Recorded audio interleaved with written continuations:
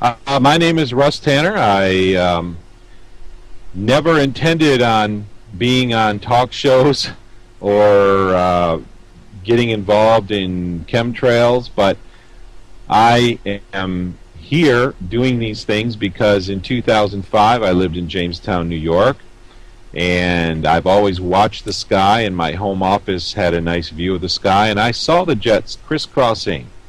And about half an hour, 20 minutes after they would crisscross the sky and cover the sky, about 20, 30 minutes after they started, I started smelling and tasting metal in the air, and my sinuses would swell up, and I would have heart and muscle and joint pain, and I would have all kinds of symptoms that are identical to mercury poisoning, which I used to have back in 2000, and I got rid of that.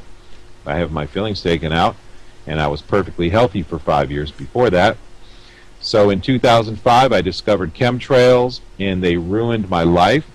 3 years of chemtrails in Jamestown forced me to leave. I couldn't take it anymore, and I had to move here to Maine, where it wasn't being sprayed quite as badly, although it has gotten worse. It's gotten quite a bit worse. And so I am the president of a small business that actually publishes natural health information, particularly scientific research on herbs and natural supplements. We actually publish information from medical journals and from highly esteemed sources to help teach people about herbs. And I also do computer programming, and I am the founder of the global skywatch.com website, which is trying to raise awareness about chemtrails. So that's my background and my relationship to chemtrails. Well, I'd like to cover a lot of material today, if possible. Don't want to go as long as I went before, but there's so much that I would love to share with people, because I'm in a unique position, plus I've been through a lot, and I've researched government corruption and conspiracies since really the 80s. The mid-80s, I think, is when I got started, because I wanted to do something for my country, and I joined a political party, and it was a small political party that was constitution-based, and I found myself right in the center of the information warehouse, or office, I should say, where all the information was coming through. And I learned, I had a pretty standard worldview like most people did, and I started realizing that the mainstream media was not telling us the truth about things. Now, some of this material I cover up front, some of your audience is going to be very familiar with, but I want to get deeper in just a few minutes. So just bear with me, because I realize that there may be some new people on the line, and I would love to help these people, to the people who are skeptical that chemtrails exist, or who don't know how to look at, or are confused or skeptical of all the people, if they have friends on Facebook who are posting information about Masons and conspiracies and the Olympics and all of this stuff, and you really don't understand what this stuff is all about. I'd like to try to help put the pieces together for people in a very easy to understand way. Being that I've really researched this stuff in my spare time, I'm not a full-time researcher, but in my spare time since the mid-'80s, I have read a lot, watched a lot. I put pieces together, and have learned that one of the most important things I learned was that mainstream media is not being honest with us. And I also learned that mainstream media is very, very coordinated in the lies that they tell. And for people who just have a hard time believing that that could ever happen, I just want to assure you that not only can it happen, it is happening. And in the age of technology like today, where you can easily connect with people and give them information, it's not difficult to think of a scenario of how you can connect the writers and the editors together in such a way that they will be spinning the stories just the way that they want to.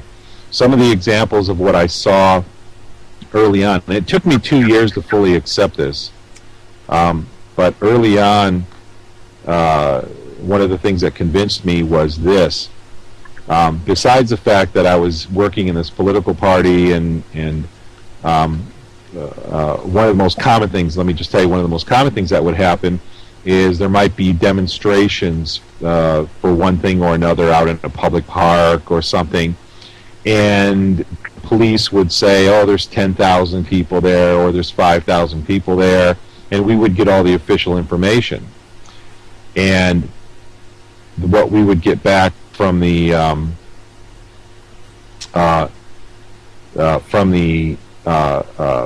media is that there was 1,500 people there, or there was 2,000 people there, and nothing really happened, and they're just a bunch of disgruntled people who are who really don't understand the world. And so they really downplayed these events and belittled the things that we were doing. So I saw that happen all the time for over this 2-year period. And it caused a lot of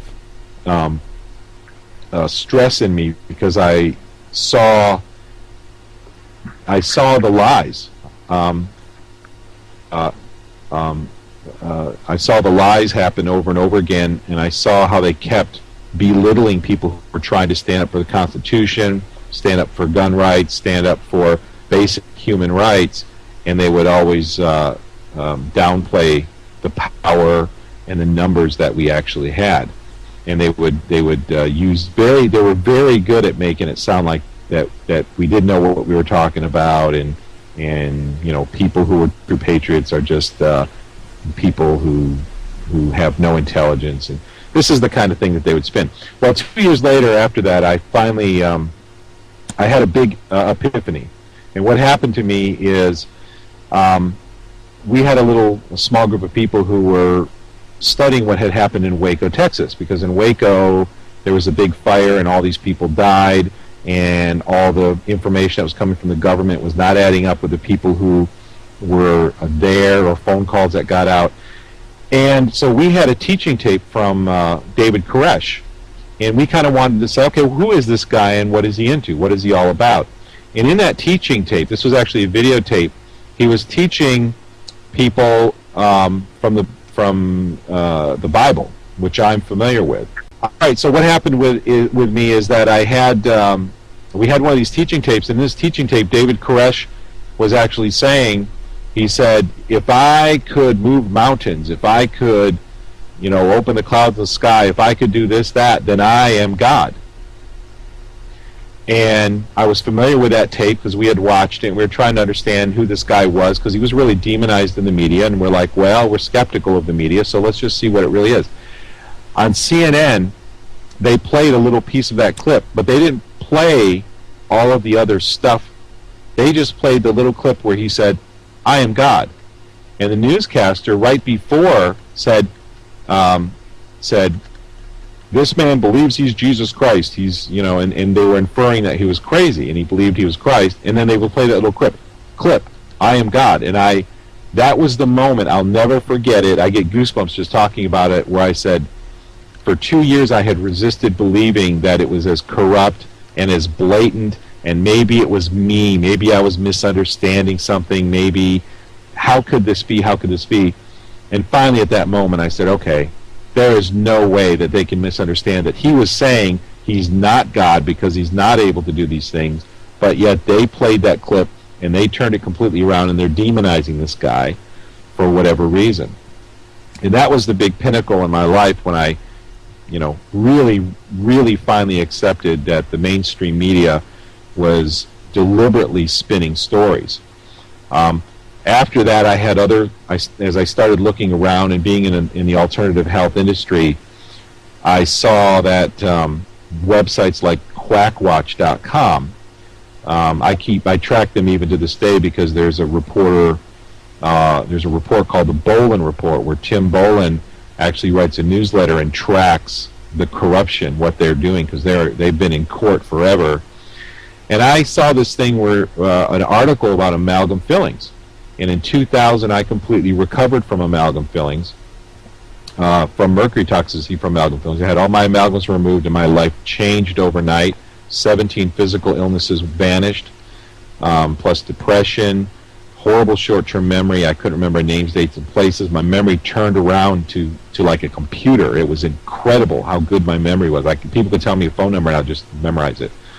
Well, much better than that even, but that was just an example of something I could never even dream of doing.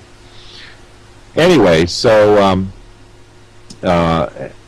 after I started learning a lot about mercury and how to recover and how to detox mercury, and I did a lot of research on mercury and realized some amazing things about mercury and how widespread mercury poisoning is. But I came across in my research the Quackwatch website, and I found an article on the Quackwatch website where they quoted from a book from Hal Huggins, Dr. Hal Huggins, who was trying to expose the fact that there was mercury in amalgam fillings, and he was trying to wake people up. And they actually quoted the book, but again, they edited it, and they didn't tell the rest of the story. And they made it look like Hal Huggins was completely contradicting himself, when really the Quackwatch website was lying about what he was saying. And so I could go on and on and on, but there's just so many lies in mainstream media. All right, so let me delve in a little bit deeper. I have some notes that I want to take a look at. So if you see my face turning away from the screen, I want to talk a little bit about history before we talk about the future, because I want to say this is that in all of the research that we've done, it's amazing the things that I've come across and the things that I've learned and the pieces that my business partner and I have put together that have completely opened our minds to understand the big picture. And let me tell you something, everyone who's listening, when you understand the big picture, when you really have it, everything makes sense. Now, there are people today, I know friends and relatives, who watch the news, and some things just don't make sense. You see, and much of this not making sense, much of the stuff that doesn't make sense is written off as stupidity. Like the government loves to advertise itself as being stupid. Like, oh, well, we made a mistake. We didn't do anything about amalgam fillings. It was just a mistake. It was a medical error. Or we didn't know that there was this contaminant in this vaccine, or we just ignored it for 30 or 40 or 50 years, and we didn't really do anything about it because it was so much red tape and nobody really looked at it. And none of this is true. When you really get down to the bottom of it, you realize that that there's a purpose behind all of this, and they don't mind if you think that they're stupid or they're just a big mindless bureaucracy, because they laugh all the way to the bank. Because with every child who gets a vaccine with mercury and aluminum adjuvants and comes down with arthritis 20 years later and starts going on anti-inflammatories and other arthritis medication, eventually makes, hundreds of thousands to millions of dollars for the pharmaceutical industry, because then they get cancer and then they get other diseases that actually may have originated with these toxins.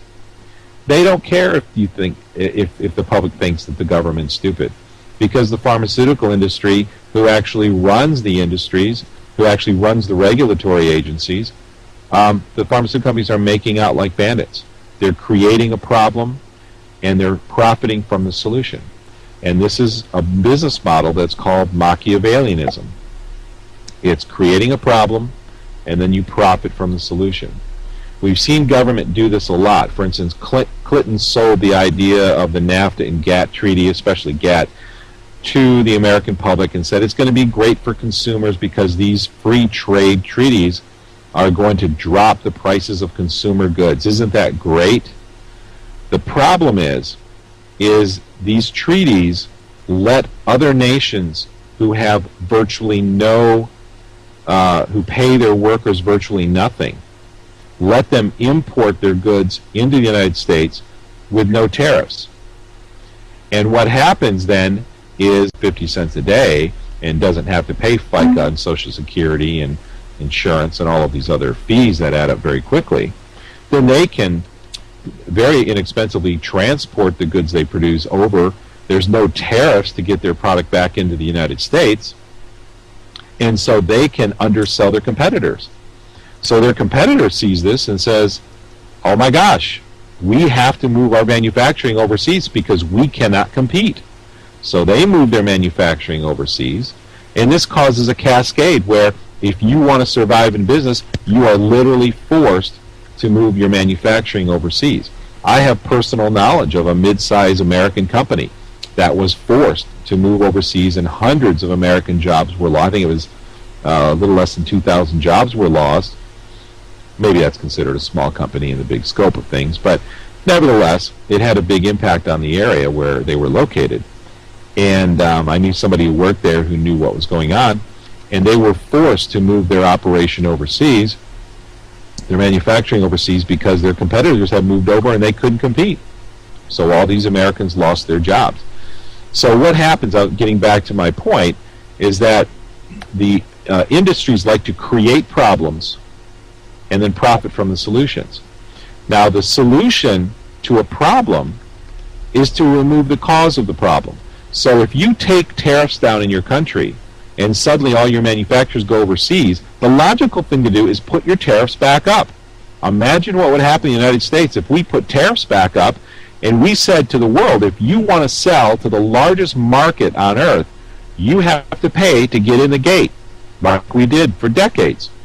Because when you do that, you protect the industry in the United States so that these manufacturers who stay here can compete, and in fact even have an advantage. So they have an incentive to stay in the United States.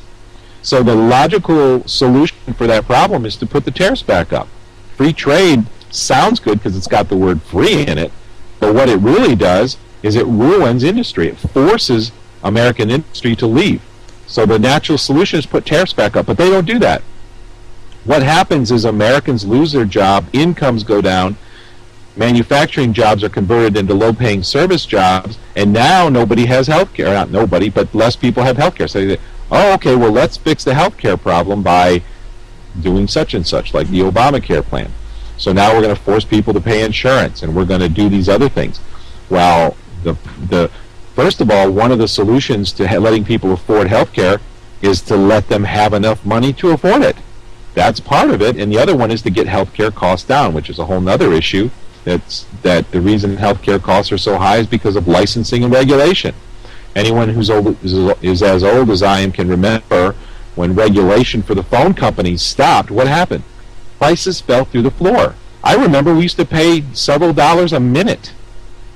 If I remember correctly, I was a kid, but it was, I mean, we literally had to pick up the phone and hang it back up because the charges were so outrageous that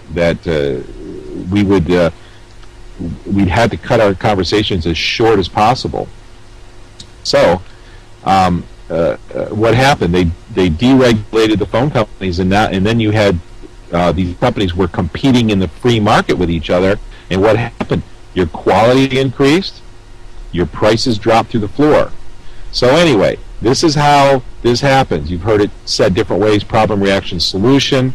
I like to say Machiavellianism. They create the problem and then they come in and sell you the solution. This is another thing, like for instance with income tax. Now I realize that people have corporate fictions and how that works, but let me just draw a simple model about this. Article 1, Section 9 of the Constitution says there cannot be any direct taxation. Okay, for those of you who are really educated out there, you know that really the income tax is considered an excise tax by the courts, or at least by the high court cases and da-da-da. So this doesn't completely apply, but let me just give this to you as a model. You have the right to keep your property. If you understand property ownership, nobody can come take it away from you. So it makes any kind of that property taxation null and void. It's immoral. It was considered immoral by the forefathers. And again, yes, I know a lot of the forefathers were Masons and so on and so forth, but they did base their principles on English common law and biblical law. Anyway,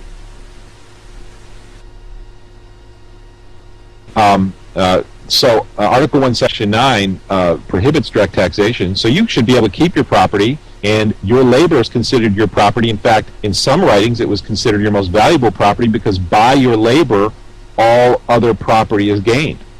And it was considered in, I believe, in the Eisner versus Macomber case, I believe it was considered that when you work for someone, there is no income because it's really an even exchange. You're exchanging your labor, which is your property, for something else of value, which usually in the workplace is money. And so there was no income. Income was only considered a capital gain on an investment. But anyway, here's how they often work: is that you have a right to your property, but they take that away from you, and then they give it back to you with stipulations. So they say, okay, we're going to no longer tax. We're going to start taxing you. And of course, it started. I believe part of it started as a war tax, and then they increased. And this is gradualism. They get their foot in the door, and then it never goes away and gets worse and worse. But anyway, so they start taxing you, and they start very gradually. So there's very little opposition, and they slowly grow it. And as one generation grows old and another generation comes in, they just are used to it. All my life, I've grown up, and there was an income tax. So you just pay it, you assume that's the way it's supposed to be, and onward and onward. The problem is they're taking property from you that, because these generations don't understand what property rights really are, they're giving you something that should be yours anyway. Because when you properly have all of your rights in place, the government doesn't have a lot to barter with. They don't have a lot of power. So they have to take some of that in order to use it for leverage to gain more power. And that's the way the big game has always gone. Now, what I'd like to do is delve into history a little bit. Let me look in my notes here and see. Let's start heading towards figuring out what's going to happen in the future. Let me tell you about my position about the future. Back in 2000, a lot was happening with me. I had my amalgam fillings out. My health recovered. Things turned around for me in the year 2000. But there was the 2000 time, the computer glitch, where there were two characters in most computers that were used to store the year. And when the year went from 99 to 2000, they were afraid that computers were going to crash, they weren't going to report dates properly, Social Security checks were going to stop, and there would be mass chaos. I had friends who were calling me in 1999 because I was a computer guy. I've always been a computer guy. And they were worried, and some of them stocked up on food. And I said, it's not going to be a problem. I've never been an alarmist. I've never been someone who wants to unnecessarily alarm people. But I believe this is all about to change. For the first time in my life, I am looking at the world situation, and I see that we are on the pinnacle of fundamental, enormous change. And if you don't understand what's coming, and you don't understand the big picture, you're going to be lost, and you're going to make bad decisions to protect yourself. This is why we do these programs. Hans sacrifices his time, his money, he edits these videos, he manages his accounts, he keeps his computers running, and he does this because he cares about people. I do this the same way because I could easily sit here and do nothing for anyone else and just survive myself and take all this knowledge that I've accumulated in this understanding and hoard it for myself and say, I'm going to protect myself and I don't care what happens to other people. But I can't live with that. I have a conscience.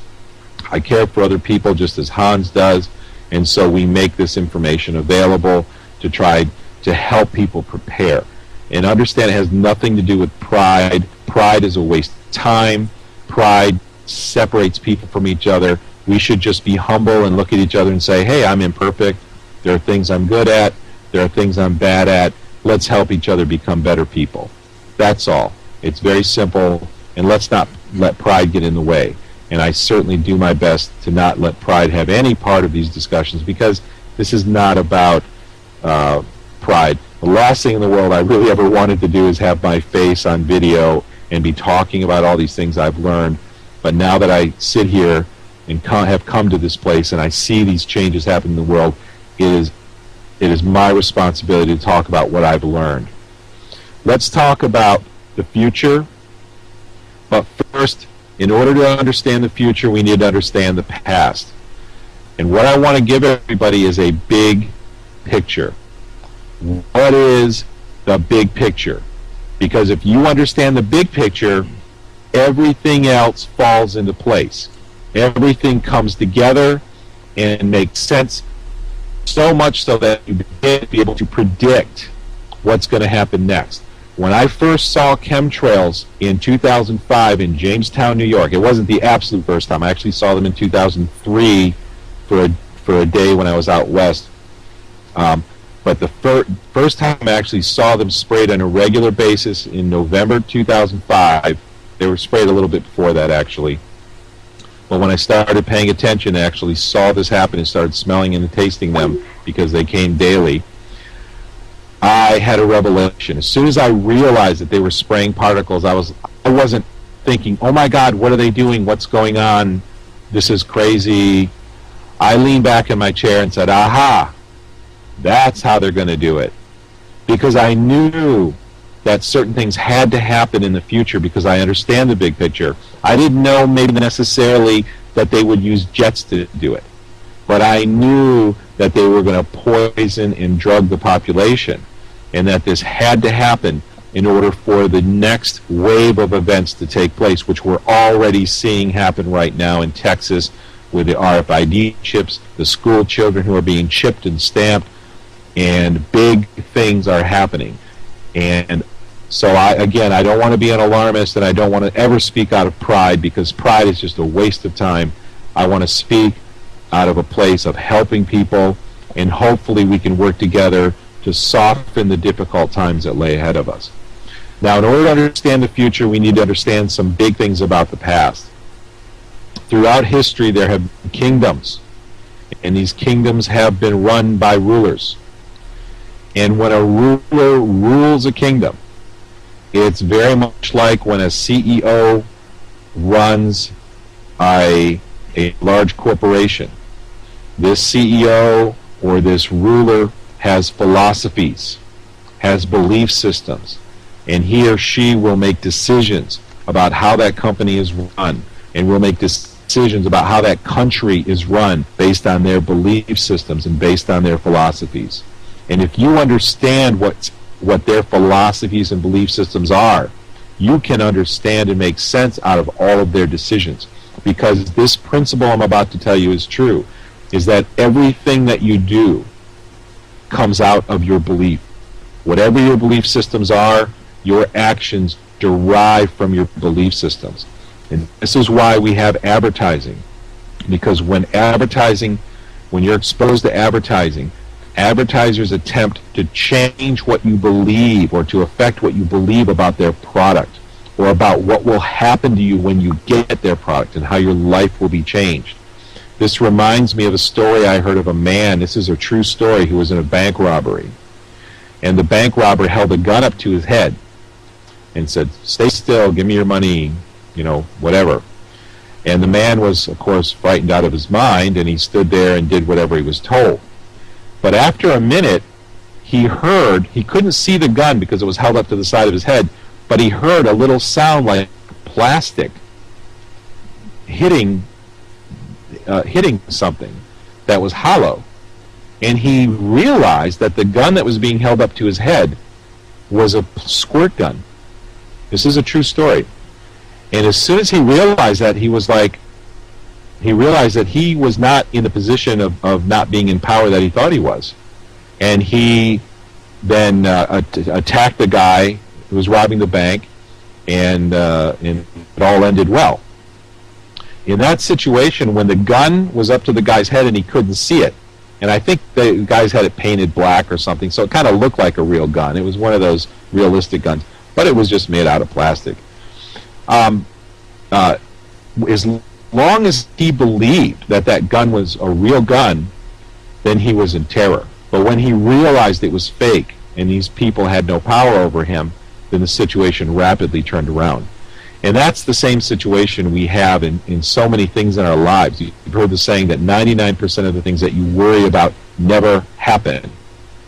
Well, isn't that the truth? And how many bad decisions have we all made, or emotional decisions have we made, or fearful decisions have we made because we thought something bad was going to happen and it wasn't? Or we didn't think we had control in a situation when we really did. And they say hindsight is 20/20, because now that you look back, you would have done things differently. How many times have you said to yourself, boy, I'd like to go back in high school again, knowing what I know now, because you know better, you know differently. And this is what we need to do if we want to understand the future, and we understand those things that are in the minds, the belief systems that are in the minds of those people. Those belief systems affect the CEO's decisions, your boss's decisions, and the rulers of countries' decisions in such a way that it affects everything that they do. And when you realize this, it makes you begin, it allows you to begin to understand a little more about the world. This is why in ancient Greece they had the saying, know thyself. It was written on the some of the archways of the buildings. Know thyself. Why do you know thyself? Because that is the beginning of knowing and understanding the world. Once you understand your own strengths and frailties, and you understand the way you work, then you understand the way other people work. Then you understand the way nations work, and companies work, and businesses work, and organizations work. And it makes everything begin to make sense. I know people who don't know themselves. They have gone through their entire lives, born, lived, and died. They don't know themselves, and they don't understand anything about the world. And it's very sad to see this. We need to be strong enough and brave enough to look at ourselves for who we are, good and bad, so that we can begin to understand the world in the way that it really works. One of the fundamental reasons people can't grasp the world, I hear this phrase so many times. People will say to me, they wouldn't do that. You know, the government wouldn't do that. Newscasters wouldn't do that. Businesses wouldn't do that. If they did, we'd know. And they're so wrong. And that misunderstanding comes from the fact that they don't really know themselves. That's where the misunderstanding begins, because they believe that they would know something. And we have to understand how fragile information is, how powerful information is, I rather should say, but how fragile we are if we have disinformation and we believe it, which happens all the time. So let's go back in history a little bit for a minute and take a look at some of these things that some of the very powerful people have believed. What is this world all about? Why are we here? And what are these rulers of nations and these powerful people in the history of our country and the other countries, what are they all doing? All right, somebody just joined us. If you could mute your phone, that'd be awesome. That would really help. Thank you so much.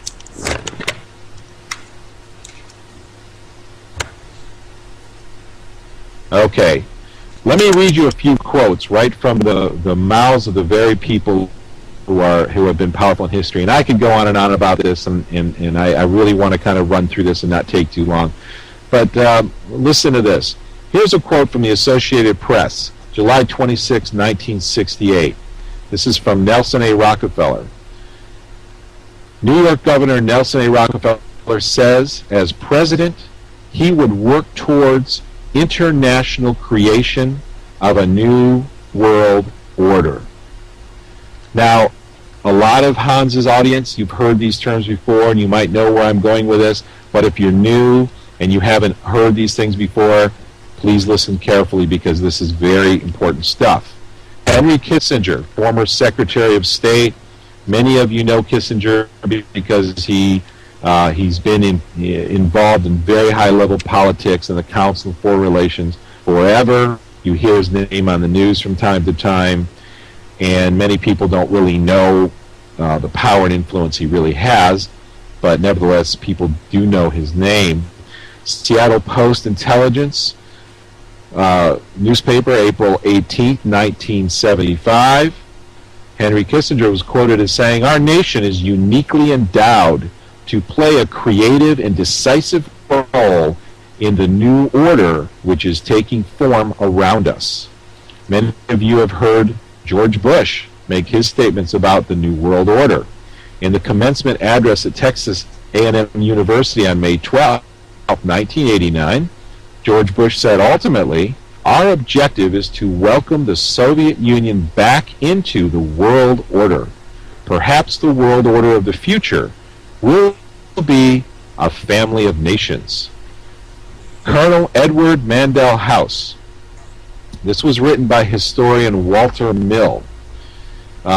Said prior to World War I, Colonel Edward Mandell House was quoted as saying he was a major advisor to Woodrow Wilson, who was the president at the time, and said that he had, the historian Walter Mill said that he had advised Wilson that we had motive for becoming involved in the war. And this is the quote he said: "The colonel's sole justification for preparing such a batch of blood for his countrymen was his hope of establishing a new world order for peace and security."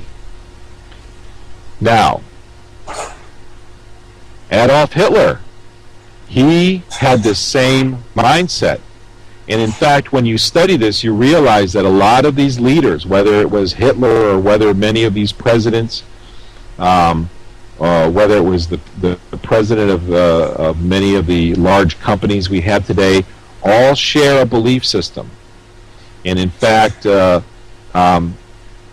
these countries that war against each other have very often been members of the same worldview.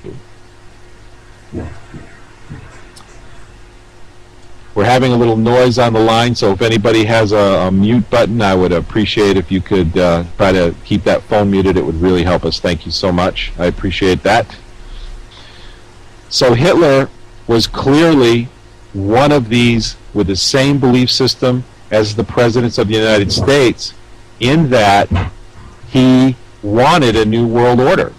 So you have people on both sides of these wars. You have people on both, all around the world, ruling countries, running corporations, and they have the same belief system. So let me give you a couple quotes from this person who was on the other side of the war. He said, "National Socialism will use its own revolution." Pay attention, because this is happening to the United States today. "National Socialism will use its own revolution for the establishing of a new world order." He also, this is Hitler, confided to Hermann Washington, president of the Danzig Senate. That was an independent state for a little while, independent country essentially because of the Treaty of Versailles. But he said this: "National Socialism is more than a religion. It is the will to create supermen." We're getting a lot of noise on one of our phones. If you could mute your phone, if there's any way, I would really appreciate it. We've got a lot of noise coming in here. Now, in another reference, he actually said this: "Well, yes, we are barbarians, and barbarians we wish to remain. It does us honor. It is we who will rejuvenate the world. The present world is near its end. Our only task is to sack it."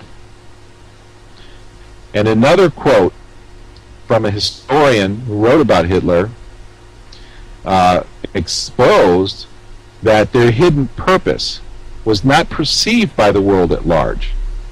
Hitler said, "He who has seen National Socialism as only a political movement has seen nothing, for it is a religion." So here are a few examples. And here's one last one. Here's in January 30th, 1976, a document was presented to the American people.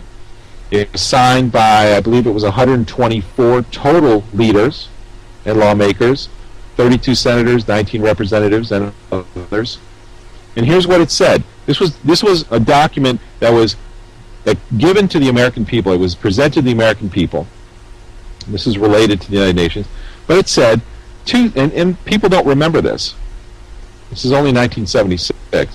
2 centuries ago, our forefathers brought forth a new nation. Now we must join with others to bring forth a new world order.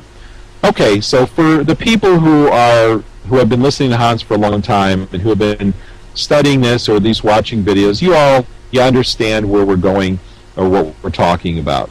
All of these leaders, and this is just a piece of the pie, all of these leaders believe that they want to bring forth a new world order. This is their goal, this is their aspiration, it is their religion, and they even say it is more than a religion. So if we understand what this new world order is all about, or at least we understand what's going on in the minds of these people, it will help us understand the future. Because these people who have shaped history, some of which who are still shaping history today, hold the same belief system. And once you realize, and I don't have time to expose all this in the short time that we're going to be online together here right here tonight, but the more that you realize how many people actually have this belief system, they are, some of them, your neighbors, some of them are your senators, your governors, the CEOs of large corporations, the regulators in your government. These people don't often openly proclaim that they are working for this same cause. The people who may not be so familiar with this, who are listening in, I think we have a larger than average audience tonight, but those who are listening in who haven't heard about the New World Order, who have had trouble accepting conspiracies, let me share this thought with you. Do you know that if you become a Mason, that you take oaths in becoming a Mason? And in those oaths, you agree to come to your brother's aid should he require it. And your brothers in that fraternity are required to come to your aid as well. And this isn't the only organization that has these kinds of oaths. So there have been many stories that have been brought forth, photographs, videotape, that have exposed people who have been in courtrooms being indicted for heinous things, for rape or for child molesting or things that we just abhor, who have shown funny signals with their hands. They put their feet in certain positions as they stand there, and then we wonder why they got 3 months probation and are otherwise off the hook. Is it because a brother was sitting on the bench? Is that why these things are happening? Is that why they're receiving such small and inconsequential sentencing? We've seen the secret handshakes. But people who don't believe in conspiracies have to realize that when you join these fraternities and you take an oath to help your brother, regardless of the situation, if he calls on you, you are taking an oath to participate in a conspiracy before the conspiracy has even existed. It's an oath to conspire, even if it means covering up a crime. So if you don't believe in conspiracies, it's important to realize that virtually all white-collar crime involves more than one person. And throughout history, there have been rulers who have reigned and powerful people in government positions who have conspired. It is in the nature of mankind for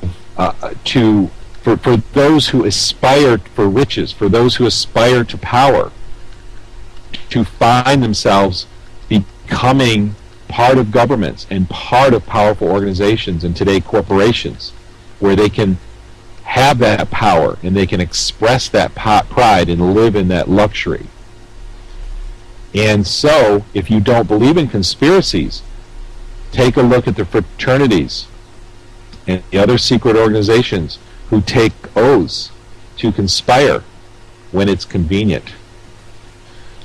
With all of that in mind, and with the limited time we have, I want to share some of the things now that we've taken a look at the past and we've seen a few prominent leaders, and believe me, there are many, many more of them. This is just a small sampling who want a new world order, who want this utopian dream. The problem with a utopian dream, the more you learn about it, is there are some fundamental problems. And one of the fundamental problems is who is in power. You hear over and over again, even in these quotes from decades ago, that the reason that they are striving for this new world order is for peace and security and prosperity. But the thing that you realize once you study this is it has nothing to do with the peace or the prosperity of the public. It is for the peace of those who are seeking this new world order, that they might construct a system where power is centralized so there is less threat of losing that power. And so when there is less threat of losing that power, who is the one who really gains the security? Not the public, because now there is no incentive. If those people have no threat of losing positions of power or losing their income if they act wrongly, but if this new world order is constructed in such a way that you can't break it down, you can't fire anyone, they're all bound up, or they're elected by a system that is using voting machines that can be easily faked, and that's another area I'd love to talk about at some point. If they put together a system where their power is secure, then they have no incentive to act righteously. They have no incentive they have no accountability because there's no punishment. So this is not the kind of thing that actually works for the security of the public or for the benefit of the public. So now we look at the world today and we have all of these other quotes that those people, Hans's audience, those of you who have heard all the people, all politicians, all the world leaders who talked about New World Order, who realized that Saddam Hussein was a CIA asset. When you start, now that doesn't make sense. I talked earlier about these things that don't make sense, and I call them, anomalous artifacts. They're things that if you have the wrong worldview, you're going to start seeing things that just don't make sense. They don't fit your worldview. And so a lot of people just pass them off, say, well, whatever. But when you understand that these nations are controlled by people that share a religion called the Mysteries, a religion that has a name, a religion that was exposed, and it has been exposed by probably no better than by William Cooper, who had a radio program called The Hour of the Time. And I would encourage everyone to search the internet or visit the website orbisvitae.com, where there are literally dozens of his radio programs that expose from their own literature what they believe and what they will do in the future. And that's where we're going to in this talk right now, is we're going to talk about the future. Well, we're going to talk about it in a second, I should say. Now that we understand that these people want a new world order, I want to explain some of the things that they might do to deceive you. Because if this new world order is not really in your best interest, if it's not really going to provide accountability to public officials, but yet it's going to wrap all their power up in a very secure box, so you can't kick them out of office, you can't take them out of their power, their position, you can't threaten their income as a citizen, then what good is it for you? How does it benefit you? The way that the Mysteries works, which was exposed by Cooper and many other people along the lines, is one of the things that this religion has to do is they have to convince you that it's good for you, even though it's not. And the way that they begin doing this is they begin enticing you to think with your emotions, or a lot of people say your right brain. They begin wanting you to be an emotional person. When we're born, we're very emotional when we're young. But as we grow up, we're expected to understand how to think for ourselves, and especially how to make logical and wise decisions. And if you're able to think logically, you're able to do something remarkable. You're able to draw conclusions based on information that's not directly related to the conclusion. In other words, think about this for a minute. What can't elephants do? Even though they have enormous brains and they're they have a very, very retentive memory, what can they not do? They don't have architects. They don't build buildings. They don't plan for retirement. They don't decide the path of their lives. Why don't they do these things? They don't do these things because even though animals are valuable and wonderful and they should be treated well, they don't have intellect. They don't have, more specifically, they don't have faith. And I don't want to be too broad here because I don't want people to misunderstand what I'm saying, because I don't want people to think I'm belittling animals, because I'm not. But I do want people to understand that there's a difference between what animals can do and what we're expected to do as humans. As humans, if you're going to design a building and you're going to lay out some blueprints, you have to put information together. You have to say, well, this steel beam can support X amount of weight. So if I have two steel beams and I have them supported by this and I stack them on top of each other, then I can build a building. I can create something new. I can be truly creative. So typically see animals doing. Animals are very, tend to be habitual in the way that they act because of the way the brain works, the way that the brain set up associations. Human beings who have the capability to have faith, they can say, well, I can draw the conclusion that this building or this bridge will hold X amount of weight because I have information about how strong steel is. And so I can have faith in this fact because I understand how to think logically. Now, what the New World Order tries to do to people is make you very emotional. They try to dumb the public down. And thinking emotionally is part of that process. Now, I see a lot of people in the truth movement who say, oh, you need to listen to your heart. Well, isn't that what you hear Hollywood telling you all the time?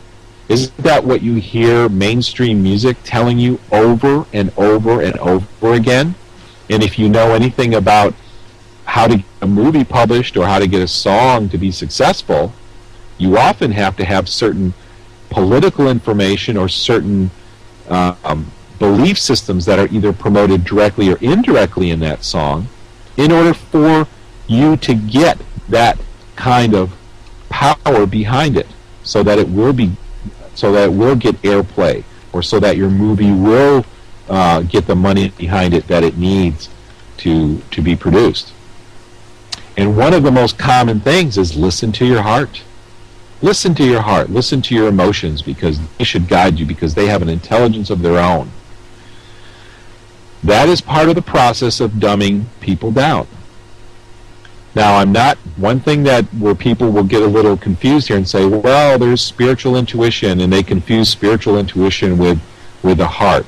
So it's really kind of a way of confusing the soul and the spirit, and it gets into a whole other area of discussion, which we don't really have time to get into right now.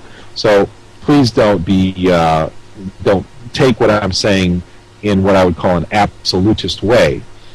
But hear what I'm saying as a principle, that part of the dumbing down of America is trying to revert people to feeling, making important decisions about their lives or what they buy or what they do based on what they feel. Because once they can reduce your thinking processes to the point that you no longer are using logic and reason to make decisions and to draw conclusions, then they can reduce your ability to draw conclusions about what they're doing. And they can tell you things such as the New World Order will give you peace and security. Or they can tell you things like the GATT treaty is going to lower prices. Isn't that great? That should make you feel good. But if you're an intellectual person, you'll say, well, what are the repercussions of lowering our tariffs? If we lower our tariffs, manufacturing will move overseas, and we won't have any money. There won't be any jobs, and our GNP will go down, and the quality and pay of jobs are going to go down, our trade deficit will skyrocket, and pretty soon we're going to be poor and broke, and the quality of life in the United States is going to bottom out. So an intellectual person who doesn't think, is not using their emotions but using their intellect to come to these conclusions, will start to see that. So how do you fix it? Well, if you're an emotional person, say, oh well, oh you know, we're gonna take government money and we're gonna give it to the people, and we're gonna get shovel-ready jobs ready for you. We're gonna put people to work. We're gonna improve our infrastructure. But the intellectual person will say, where is all that money coming from? Where is it coming from, and how is increasing that money supply going to affect the value of our savings? So you realize, when you really think these things through, that they create one problem, they solve it by creating another problem, they solve it by creating another problem, until eventually your nation is destroyed. In other words, when your nation is destroyed, what I mean is that you've lost your power. You've lost your rights, you've lost your money, you've lost your health, and guess what? Those things are your power. Those things are the things that would make you, or enable you, or empower you to kick that government official who's corrupt out of office. Because now you're so tired because you don't have health, you don't have enough money to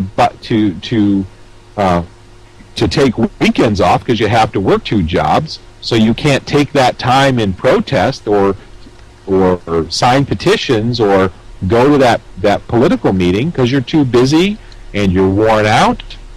And now you don't even have the right to protest anymore because those laws have been passed that prohibit that. All of these things take away your power, and as your power diminishes, it's a zero-sum game. That power is going somewhere. If you allow someone to take away your right to protest, somebody has gained the power to deceive you. It's a zero-sum game. So we have to be covetous. I shouldn't say covetous, that's not really the word I want to use, but we have to really be protective of our rights. So where does that leave us today? We've talked about the past. We've talked about the religion of the elites. Let me delve a little bit deeper into what they believe, because once you understand what they believe, in the future. And if we know what they're going to do in the future, we know what's going to happen in the next 5 years. At least we have an idea. Now, the thing I've learned about this is I don't set timetables, because in my research, I believe that they wanted complete gun control by 1980. Years ago, back in the 60s and 70s, they were pushing for these things, and they had to keep pushing back their deadlines. And they had to keep pushing these deadlines back because the people opposed, and they underestimated how people would oppose. And if you stood up together, even if you're tired and you don't think you have the time, think of how bad it will be if you don't invest the time now. But anyway, if you understand what these people believe, then it will help you understand what's going to happen in the future. So let me read to you some quotes from the philosophers who have taught the very religion that is believed and embraced by the elites of the world, by the rich, by the bankers, by the merchants of the world. Listen to these quotes, and you will begin to understand where their hearts are at, where their loyalty really lies. And once you understand these things, and these things, if you're a newcomer to this, I am very sorry, but this information is hard to hear, because we have gone so far backwards and not realized it. At least the public in large has not realized how far we've gone backwards, because they have hidden that from us. They cook the numbers. They increase the money supply. And they certainly don't tell you what the real aspirations of their heart are, because you would really not like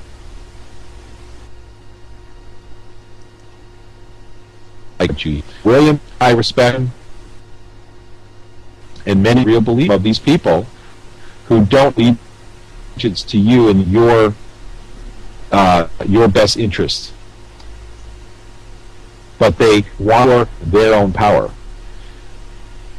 One of the people I like to quote, last time we did interview, I did an interview with Hans. I did read some of these quotes, but I want to read them again because there's a lot of new people with us. I believe there is anyway, and I want to let this sink in. There's a woman named Alice Bailey. Could go into a lot of her background, but suffice it to say, she is one of the philosophers that has shaped the belief systems of those who want a new world order. The religion of those who want a new world order is called the mystery schools. The Bible exposes the mystery schools and refers to mystery Babylon and talks about the future of mystery Babylon. What is going to happen to mystery Babylon? And I want to go there in a minute, talk about this stuff, because that's what this is supposed to be about, is what is the future.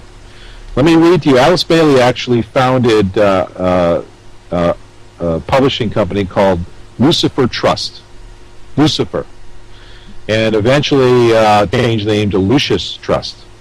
And it was named Lucifer Trust because of their belief system. Remember, people's actions are defined by what they believe. And the more you realize that, the more the whole world will make sense. Here's some of the things that Alice Bailey wrote. She wrote the three main channels through which the preparation for the New Age.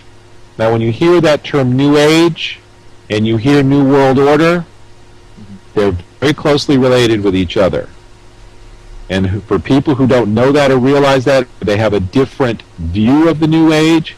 They think that mankind is about to enter an ascension. Something great is about to happen. I want to tell you the truth. Not out of pride, not to make anyone feel good or bad, but by knowing the truth, we can make good decisions and we can improve our situation. All right, let me read what Alice Bailey said. The three main channels through which the preparation for the New Age is going on might be regarded as the Church, the Masonic fraternity, and the education field. What she is saying is the three main channels through which the preparation for the New Age is going on. In other words, they're going to preach their religion to you through three main channels. This is a woman who is one of the spearheads of this belief system. Number one, and many people will think this is ironic, is the church, meaning the Christian church in general, the Masonic fraternity, and the education field. Now, I have seen this, and if you understand more about this, as I have in my studies, what she has said they are going to do, or what is going on, is exactly correct. And again, listen to all the radio programs of William Cooper. Sit back on Saturdays, turn it up, and listen, because you will learn what is really going on in this world. I am giving you a little piece of the pie, as much as I can in the time that we have. Here's another quote. It must not be forgotten that only those souls who are on the probationary path or the path of discipleship will form the nucleus of the coming world religion. Now, being intellectual people, we can see in that phrase, she talked about a world religion. There's going to be a world religion. It's called ecumenicalism, the process of merging those religions into one. Okay, thank you so much, Hans. And again, while I'm saying this, I've been talking for over an hour straight now, and I just want to thank Hans because he's so generous with his radio program, and he just lets his guests talk. He says there's no censorship here. You can just talk. So thank you so much to Hans for the work he does. At no great benefit to himself, I'll tell you, because he works for this, for the good of mankind. So, Alice Bailey, I just read that she said that it must not be forgotten that the only souls who are on the probationary path or the path are going to be a world religion, and they're only going to accept the souls who are either on the probationary path or the path of discipleship. In other words, if you don't believe what they believe, you're not going to be part of it. And she accentuates that statement by saying, it must not be forgotten. And because I have studied this stuff for a while, I can tell you that many other leaders in the mystery religion, the mystery schools, it's called the mystery religion and the mystery schools, have made statements that if you're not one of us, you will be eliminated. You will either join us or you will be eliminated. This is not what I'm saying. This is what they have said. Okay, so Alice Bailey is saying that if you're not one of us, you will be eliminated. She's not saying we'll be eliminated, but she's alluding to that, and other people in the movement have said the same thing. Here's another quote. When the Great One comes, with his disciples and initiates, we shall have the restoration of the mysteries and their esoteric presentation. Now, those of you listening who think I'm making this up and I'm making up this terminology, you're wrong. Right here, she says it right here. We shall have the restoration of the mysteries. They call their own religion the mysteries or the mystery schools. And if you listen to people like, especially people like Manly P. Hall, he makes references to this because he is teaching that. I know this, so I've had a few people on Facebook in the last few weeks who have gotten a little upset when I was talking about the teachings of Manly P. Hall, because his teachings sound wonderful, and they're very appealing to the emotions. The problem is, it is the New World Order. This is what they're talking about. They don't tell you that the elites will be in control, and you have to not just listen to some of the Manly P. Hall lectures that are on the website that sound so wonderful. You need to listen to William Cooper tell you the other things he said that he won't tell you to your face. This is called deception, and this is what's going on today. And this is why I'm here and Hans is here, is we're trying to open all of this information up and make it available to people. So here we have Alice Bailey, who is founder of Lucifer Trust, who then changed the name to Lucius Trust, who is telling us all about their religion. This is not something in the past that has no bearing on the present or the future. This is the religion of the elites right now. And this is why they are chipping your children. This is why they are injecting mercury, aluminum, calling it an adjuvant, and other highly toxic substances in vaccines.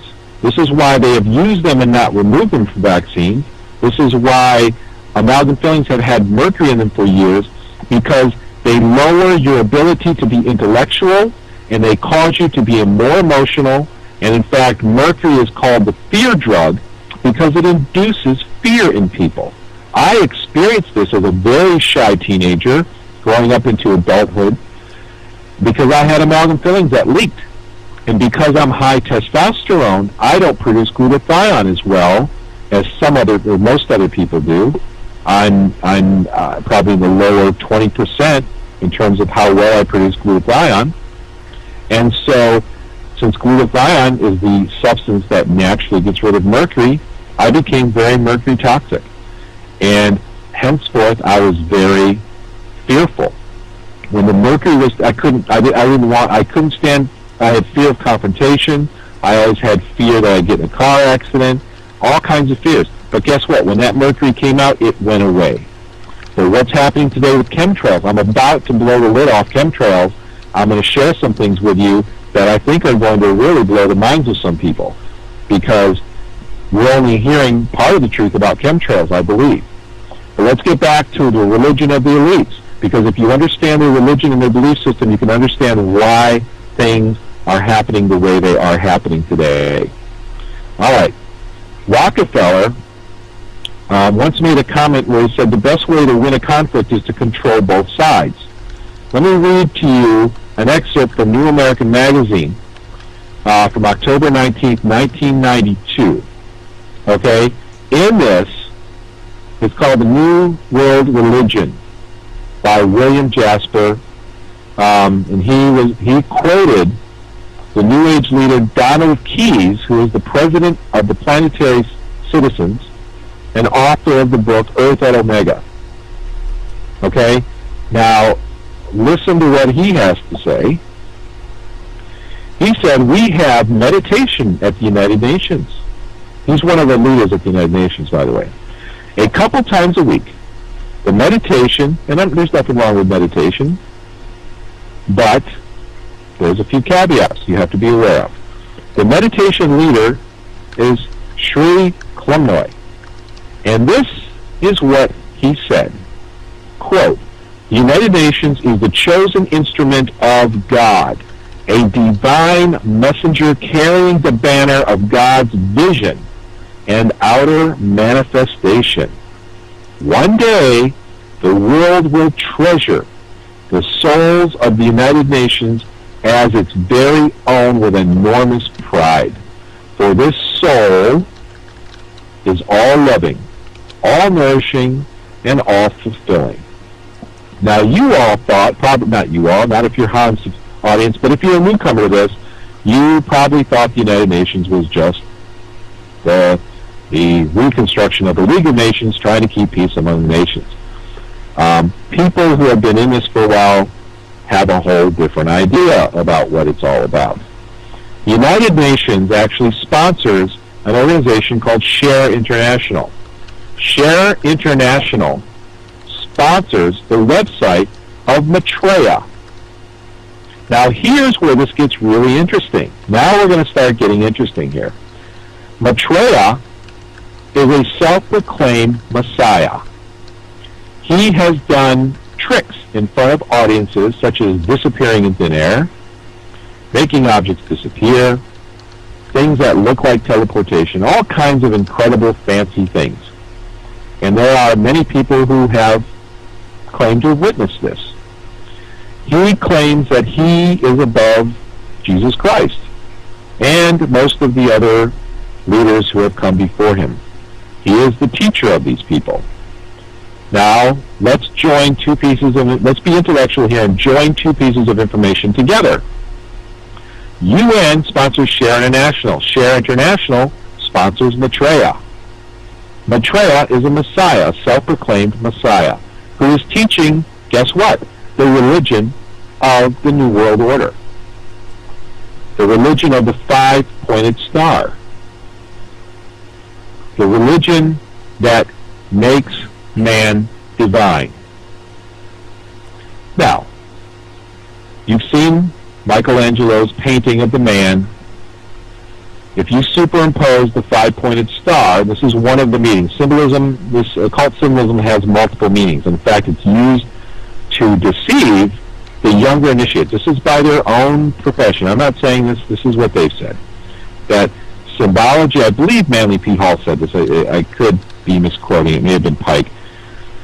But that symbolism that they use is their greatest instrument of teaching, and it's also their instrument to deceive the low-level initiate.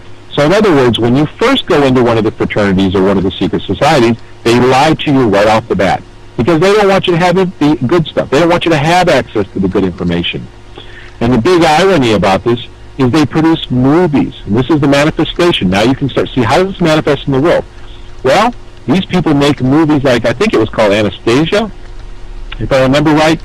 And in this movie, I watched it a while back, they demonize Christians as the ones who want to destroy knowledge, while these wonderful people were trying to keep the library. They were trying to preserve the knowledge, which is exactly the opposite of the truth. Because really, the people who were destroying the knowledge were the mystery school, or were trying to keep the knowledge from the public by creating false knowledge and false symbolism, is the mystery schools. And the people who try to preserve it should not be demonized the way that they were. It's a complete backwards misrepresentation of the truth. And when you understand that Hollywood is full of people who believe this religion, and that they want to take down Christianity, which of course has swayed way far away from its foundations. Once you understand why they want to do that, you understand why movies like this are made and why they lie to you. They misrepresent what's really going on. So anyway, so you have the 5-point star. You have the representation of the divination of human beings, and this is all part of this religion. And this is what brings us to the question: what would the United Nations have to do with the Messiah? Why are they sponsoring H.A.A.R International, and why is H.A.A.R International sponsoring the Chemtrails website?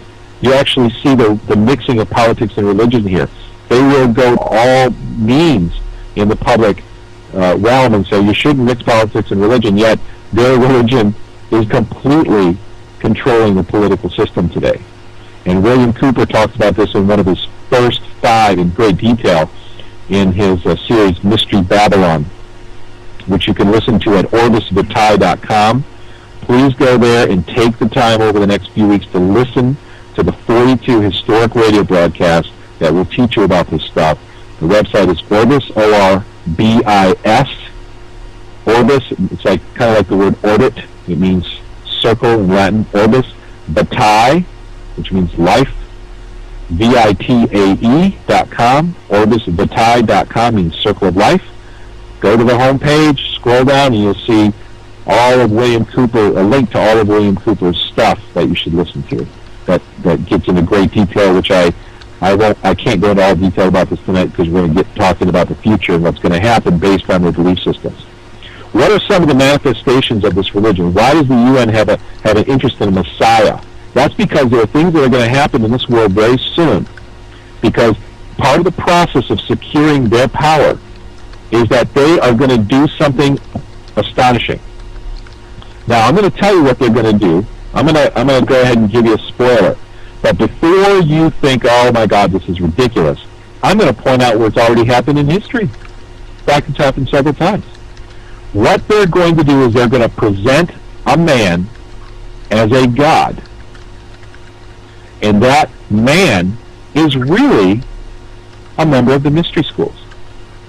And that man, because he will be believed to be a god because of miracles that he will perform, things that will be called miracles, actually, much of the world will believe that he's got superpowers. And if you're not equipped and you don't understand what's really going on, you're going to be sucked into this lie. And the price that you will pay will be a very dear price. And this is why we do these broadcasts, so that you can learn what's really going on. Now, before you think it's crazy that some large, powerful, elite organizations of the world are going to get together and present a man as God, I'm going to tell you it's already happened. What did the pharaohs of Egypt do? They did exactly that.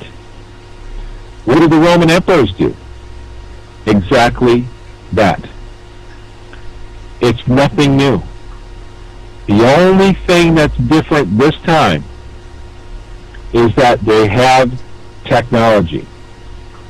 And they're going to use this technology to survey everyone, to spy on everyone, and remove those people who oppose them.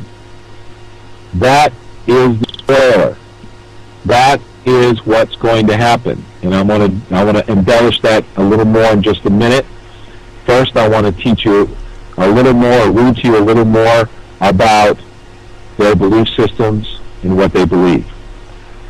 Now, the elites, in order to form all of these societies, in order for them to know each other, like, for instance, if a guy commits a crime and he wants to let the judge know that he's a Mason, without letting anyone else know, he has to show a symbol. He has to put his feet a certain way or do his hands a certain way, so that the judge knows he's a brother, so to speak, and to give him favorable treatment. Well, there's been a lot of exposure as to what these symbols are. And let me just share a couple of them with you, because you may be shocked. Years ago, not too many years ago, a few years ago, a book came out called The Secret. And the book had a video that came out before it that built it up, that got, I believe, millions of hits on the internet. And this book has sold millions. And it really makes you feel good. The book teaches you about your own divinity and about your own capabilities, has a lot of truth in it, but there's a problem with it. And I'm going to expose that problem right now. I had the book given to me as a gift from a relative who happens to love the book. And if you open up the first page of the copy that I received, there's a phrase in there. And the phrase says, "As above, so below." That's all it is, right on the center of the page. Very soon after they started printing the book, that was removed from the books because you can't find it there anymore. At least I haven't been able to find it. It disappeared. But the copy that I had it there. This is one of the elite mystery school phrases that is the signal that this book or the person who wrote it is one of them. So here you have the book called The Secret that is teaching you about this new world religion, the deification of mankind, the religion of the five-pointed star. This is what it was about. And yes, there's a lot of truth to it. And yes, if you really like the book and it made you feel good, your first reaction to me telling you something like this might be insult. You might feel like you don't want to listen to this anymore, and it's encroaching upon your comfort zone a little too much. But the truth can be difficult to swallow when you have been immersed in lies. Now, I'm not saying The Secret is all lies, but I'm saying that it is teaching you a mixture of confectioner's sugar, which is nice and sweet and feels good, and cyanide. And that's the problem with the deception. It's very clever, it's very good, and I don't know if you can actually see my video now, but I once had a friend of mine express to me how these people deceive people. And here's what he did. Put his hand here and he said, they lead you like this, and then they go like this. Here's truth. They lead you towards the truth, and they just brush you by. And this is a great illustration of what they do. So if you want to know and understand the world religion, the new world order, the elite's religion that they want you to believe and to accept, which really feels good and makes you feel good about yourself, then just look at The Secret and look for that term, as above, so below. You won't find it on the new copies, but if you can find an old copy, you'll see it there. That was a signal. That was the sign. This is the same of Dan Brown's book and the whole philosophy about Christ having children and all of these things that Dan Brown wrote about in his series of books. He tried to legitimize and factualize them by giving you a bunch of information in the back saying, well, this is true and this is true and that's true, but when you research it, it's the same world religion. They're pushing you to the same belief system. And this belief system feels good. It makes you think a lot of good things. It can make you optimistic in many ways. But it is the process of securing their power, because they're going to give you a false leader, just like the Egyptians did, and just like the Romans did. They're going to present someone to you and say, this is your God. And it's so ironic because they condemn so many other cults for doing the same thing, yet they're going to do the same thing. And Maitreya is just part of it. And they're trying to say that he's the Christ who's fulfilled some of the prophecies in the Bible. They even tried to say he came in the clouds because he flew into Los Angeles, and so he came in the clouds. Interestingly, Christ, the real Christ in the Bible, warned the world and said, do not be deceived. And he said this because he knew that the deception is going to be tremendous. And he even said that it will be so intense that even the elect, the best educated ones, would be deceived if it were possible. That's how good this deception is going to be. So make sure you are careful to not be deceived. And he said, when the real Christ returns, every eye shall see him. Okay, as lightning flashes from the east to the west, every eye shall see him. Now, the way that they're going to fake this is with television. Because when lightning flashes from the east to the west, whether you're in this little town or the town over or 20 miles away, you still see the light and you still hear the thunder. But they're going to have to fake it. And they're going to have to try to make that prophecy look like it came true because they want to deceive the Christians, because Christians make up a big part of the population. But they also want to deceive the other religions as well. So, this is part of where we're going, and this is part of what the agenda is, and this is part of what the future is holding for us. And all of these, for instance, if you watch Saturday morning cartoons, or you don't even have to watch Saturday morning cartoons, just watch some of these Marvel movies that have been produced. You have a bunch of movies that have come out with the Transformers, or with superheroes, people having superhuman strength, or the X-Men, all talking about these wonderful mutations that are going to take place to make superhumans. Now, I want to find a quote for you that directly refers to this. Let me see if I can locate this, because they talk about this specifically. I made a lot of notes, probably too many, because now I'm going to not be able to find it. But the bottom line is that you see this happening today, where they're teaching, getting this idea in your mind about the deification, about this, the ascension of human beings with the superhuman strength, and doing all these incredible things, and morphing and having becoming like the X-Men and so on and so forth. So it's really, really absolutely fascinating about what's going on. Now, before you think that all of this stuff is a little bit antiquated, one of the really important things that are important to get across. So, a couple more things I want to share real quick before we get into the future stuff about things that have been said by the people who are the founders of the mystery schools. Helena Blavatsky was actually just before Alice Bailey. They actually knew each other, and she talked about the externalization of the hierarchy. This is where they were going to teach the whole public about their religion and about their belief system. And this is what's happening in Saturday morning cartoons. This is what's happening in Hollywood. They're teaching you this stuff, and you don't even realize it. And this is a quote. And remember, this is one of the leaders of the religion of the elites today. This is what they believe. The shadow, this is a quote from Helena Blavatsky, the shadow of the unknown and incognizable deity in space, but in antiquity and reality Lucifer, or Luciferus, is the name of the angelic deity presiding over the light of truth as over the light of day.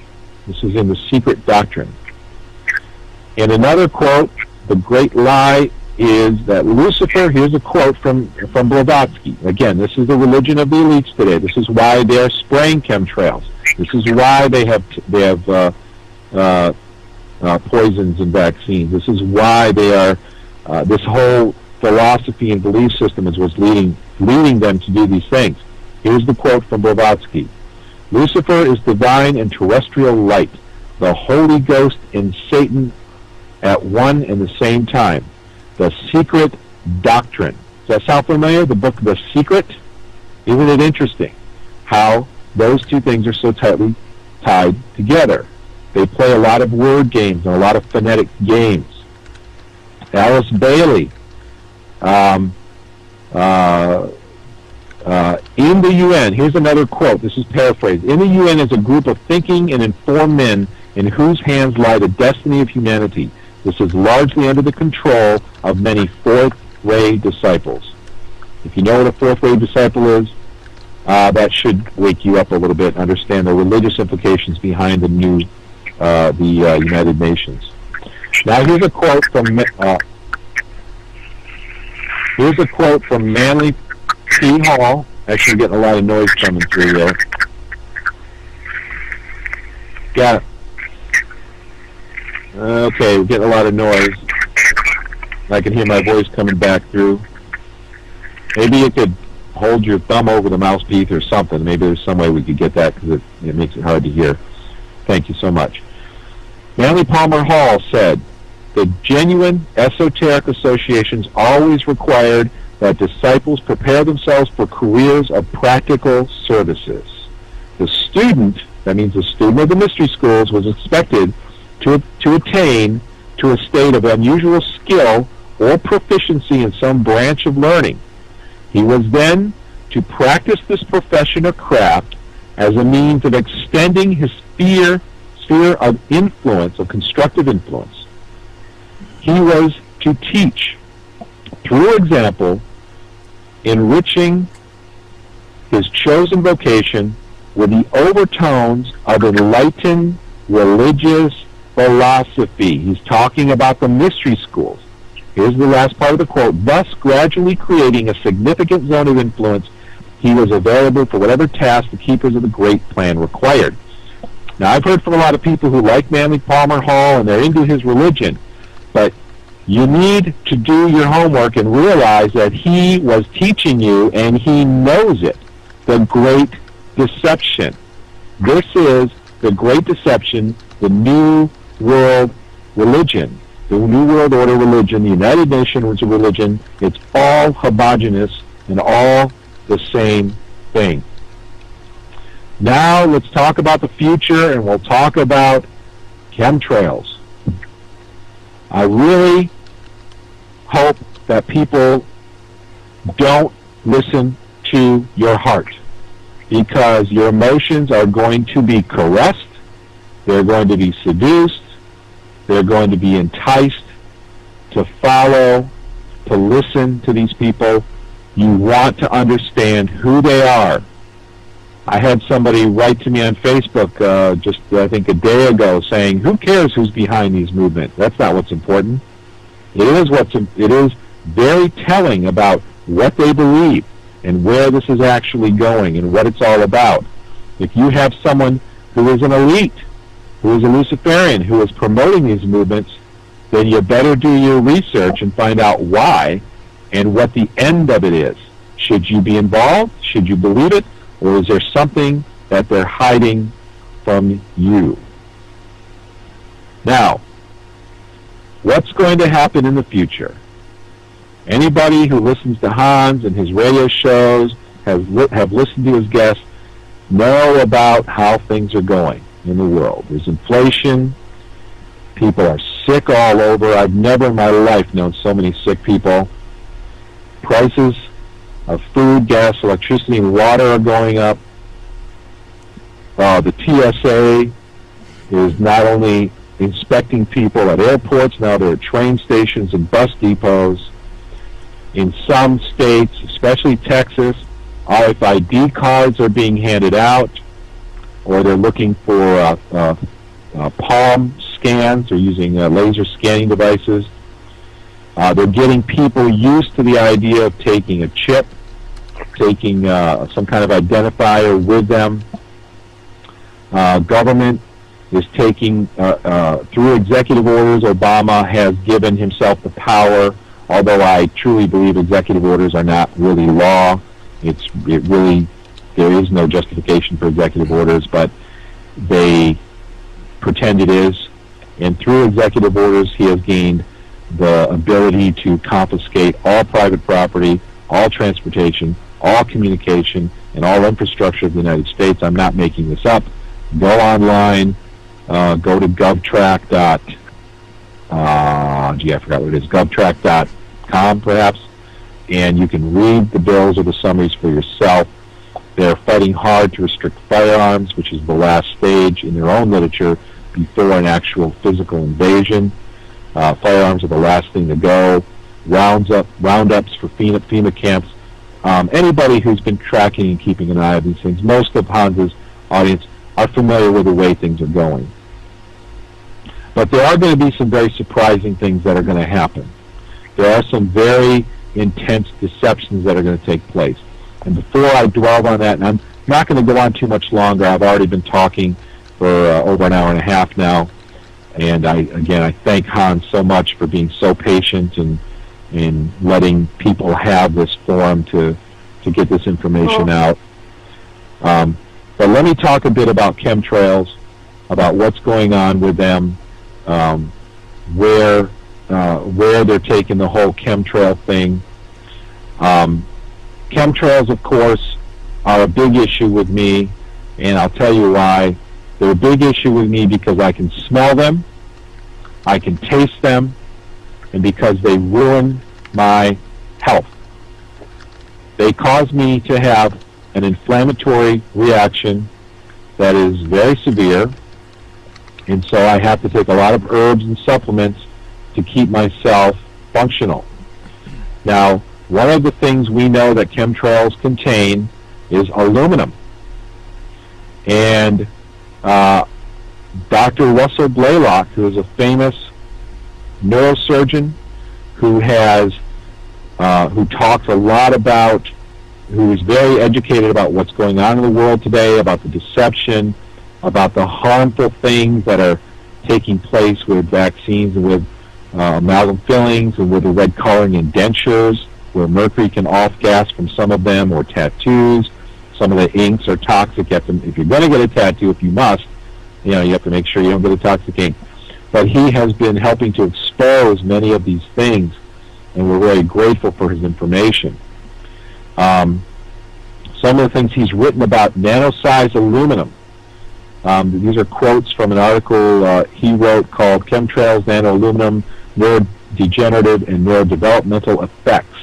Okay, we're talking about nano-aluminum. This is what is believed to be in chemtrails, and there's a lot of evidence to support this.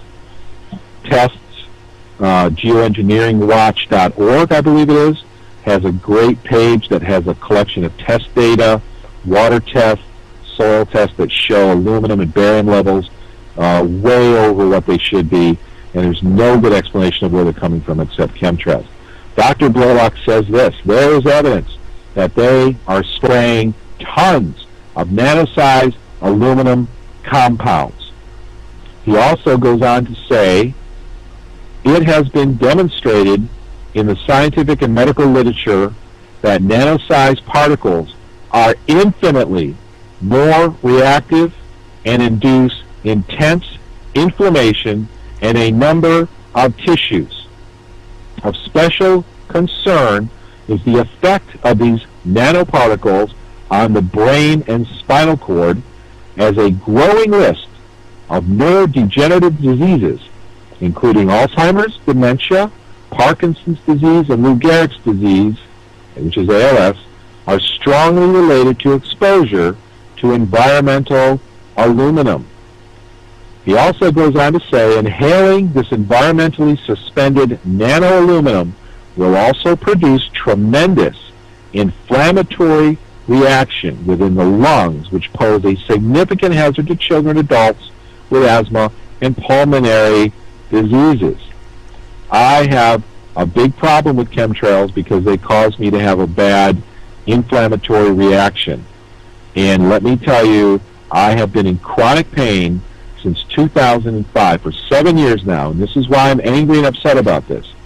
And I know so many people around me who have come down with diseases, And I know more people who died in the first 3 years of chemtrail spraying between 2005 and 2008 than I know in the rest of my life, and doubled. And we're talking about aneurysms, which can be directly related to this, strokes, heart attacks, and cancer. Those are 4 of the most common things that can be related to this. So with chemtrails, we have a big problem with aluminum. The next thing I want to talk about, I'll talk about chemtrails a little more before I get back to the future events, the really wild events that we're facing here, and wrap this up and maybe take a few questions, is barium. Barium, listen to this. Please be aware of this. I know so many people have had heart attacks. Last year, I had a heart attack. I took my first ambulance ride in my life. I truly thought I was going to die. The pain was horrible. The suffering was horrible. I was in the hospital for 4 days. My T enzymes were elevated. I had a confirmed heart attack. I want to tell you what I firmly believe, without any doubt whatsoever, what caused the heart attack. Barium. They tested my heart. Nothing threatening about my heart. No issues that should have led to the heart attack. Nothing, nothing, nothing. Except one thing. My potassium was through the floor.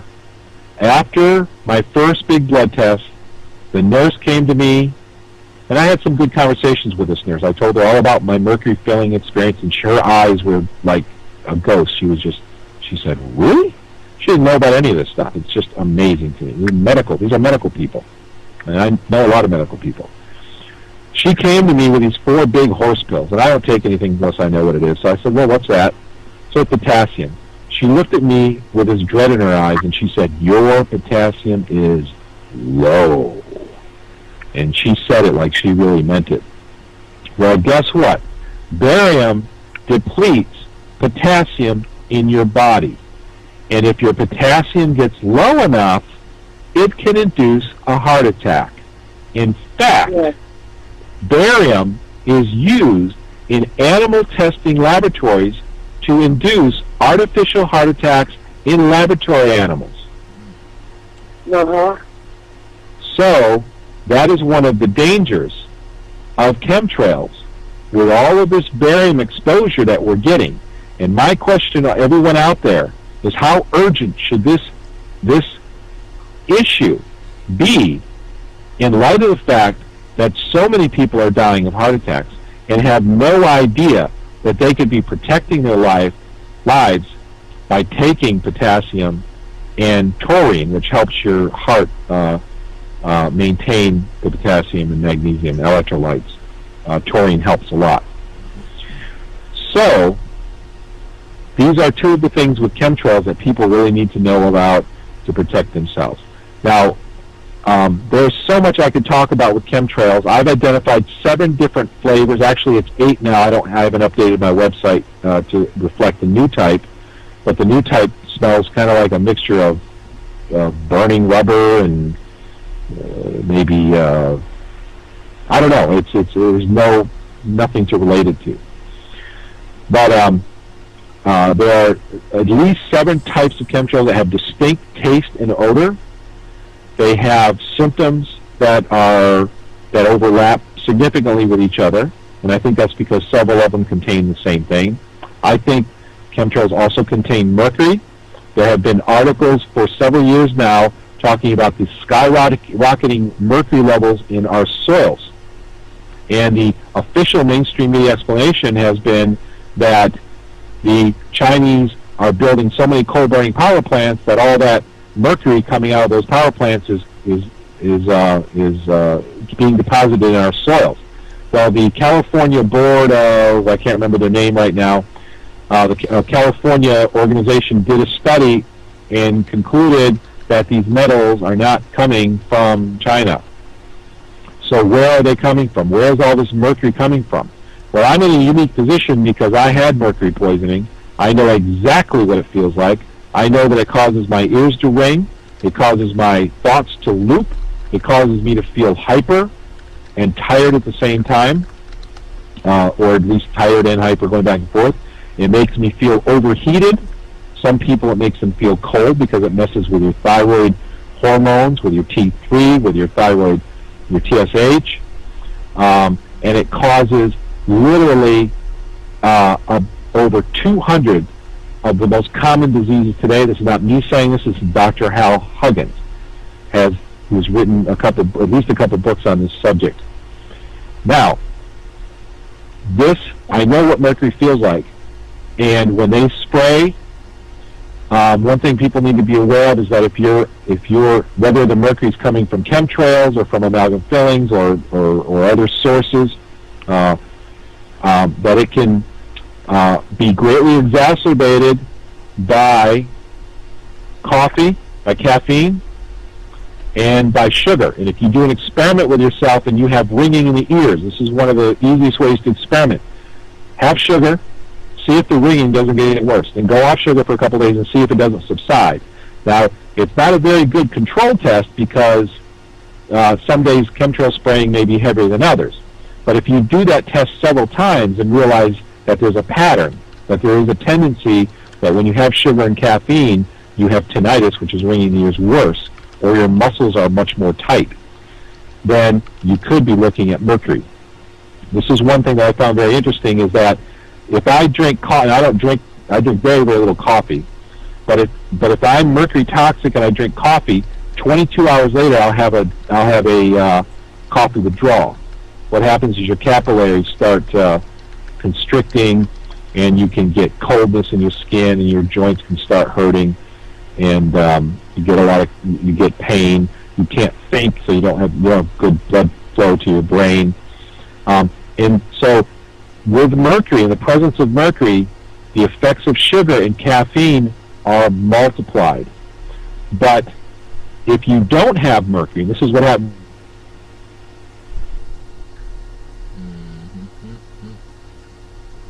Before the chemtrails started spraying in our area, I could drink coffee and eat, sugar all day long, and I would not have withdrawal. I wouldn't have any side effects, and I can go to bed and sleep like a baby. So it's the interaction between sugar and caffeine with mercury is very significant.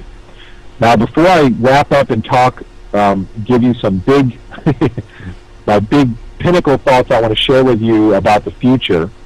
I know someone online here is interested in chemtrails, so let me just deviate here for just a quick second and see if you have any specific questions that you want answered about chemtrails before I go back and finish up with my big information about the future. Is there anything that you want to ask or anything that you're specifically interested in knowing? Yes, hello? Yeah, go ahead. My name is Kathy from Los Angeles. I just want to ask that, is there any way, Michael Murphy would like to, of course, end this program. That's his goal for his movie, What in the World They Spraying and Why in the World They Spraying. Is there any way that we're going to able to get a hinge on this issue to bring it to a stop? Because this is not only affecting our health, this is the whole planetary situation where the animals, the whole planet is at war from this. So what is there a way that we can do to stop this program from accelerating and going on? Okay, that's a good question, and let me give you a quick overview of some things that I think we can do. One of the first things that we need to do is we need to get public support. We need to get enough people involved in this and coordinated so that the public officials will pay attention to us. Because when it's just a few people talking about this, then they just label you, conspiracy theorist, and they don't pay any attention to you. Yeah. Right, but we have to get to the military, the Pentagon, because in Hawaii, Maui, Hawaii, they try to pass a law, and it's like a standstill. Yeah. Well, the thing... we have to get to somebody at the head of the military department. No, they don't care if a 1,000,000-man march is going. Well, here's the thing, is that if the public has a tremendous amount of power, and they don't really realize it, but the military themselves will eventually bow down to public pressure, because if there are enough people, then the politicians will be forced to pass laws to put the people in prison who are doing this. Because we're obviously, as you know, we're dealing with a crime against humanity that is bigger than anything that has ever happened before in history. This is huge, absolutely huge. And people need, when people start waking up and realizing that very likely their cold, their flu, their ulcers, because of their chronically suppressed immune systems, their heart attacks, their aneurysms, their strokes are related to this, have been caused by this, that this may very well be what's behind all of this, and I think that it is, personally, and I'm not a doctor, and I don't treat, prescribe, diagnose, or cure, but in my personal opinion, based on my own research and experience, I believe this is causing people to get sick and die, and we need the public to get behind it, because the public can pressure the officials. In the military, laws can be passed to constrain the military, but we have to get the public involved. Well, great idea that just came across my Facebook with a guy the other day. I want to share, I don't remember what his handle was, but he brought up the idea of offering amnesty to pilots. If we could have all of these pilots come out. Amnesty to who? Amnesty to who? To the aircraft pilots who know about this. If we could offer them amnesty and say, look, pilots, you come forth and become a whistleblower and you will be protected. We're not going to go after you legally, but we need you to come out and provide us with the evidence this is happening so we can get this going in court and we can get these people prosecuted. That was an idea that came across. Another idea is, like you talked about, is trying to pass laws locally. Now, the problem with passing laws locally is that you're not going to stop chemtrails by doing it, but you're going to accomplish two other things. You're going to raise public awareness about it, because it's very powerful when you go to somebody who doesn't know about this and you say, did you know that they just passed a law outlawing this in this area? And even though they're still doing it, the public officials have recognized that this is actually happening. That really perks up the ears of the public.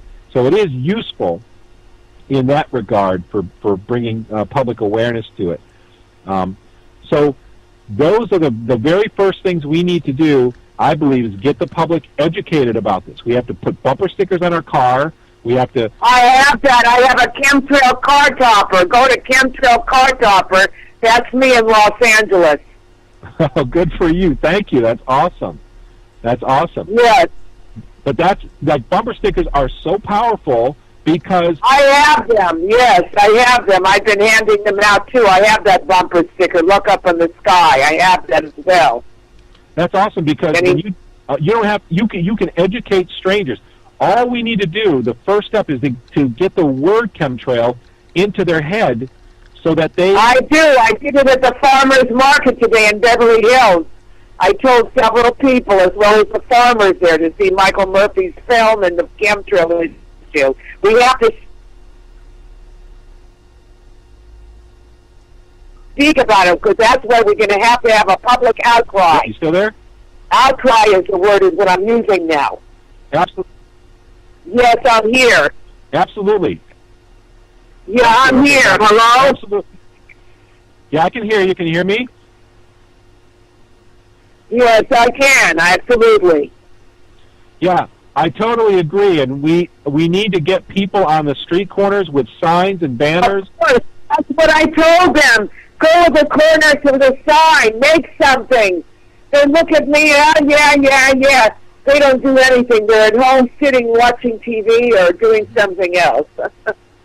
Yeah, it's fucking deaf ears. They don't want to know. They hear me. They know it. They don't want to do nothing.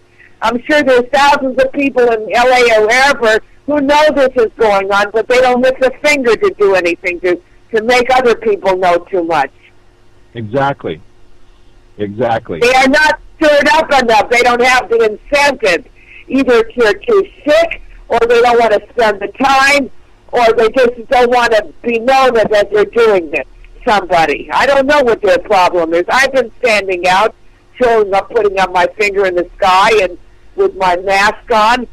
What else is it? I mean, they ride by. I have to give out Michael Murphy's new magazine called From the Whole Person, wherever I go, and they still doesn't get the people to move. They're like mules. Exactly. You're so right. And this is exactly why we have to teach them and show them evidence that their diseases are being caused by this.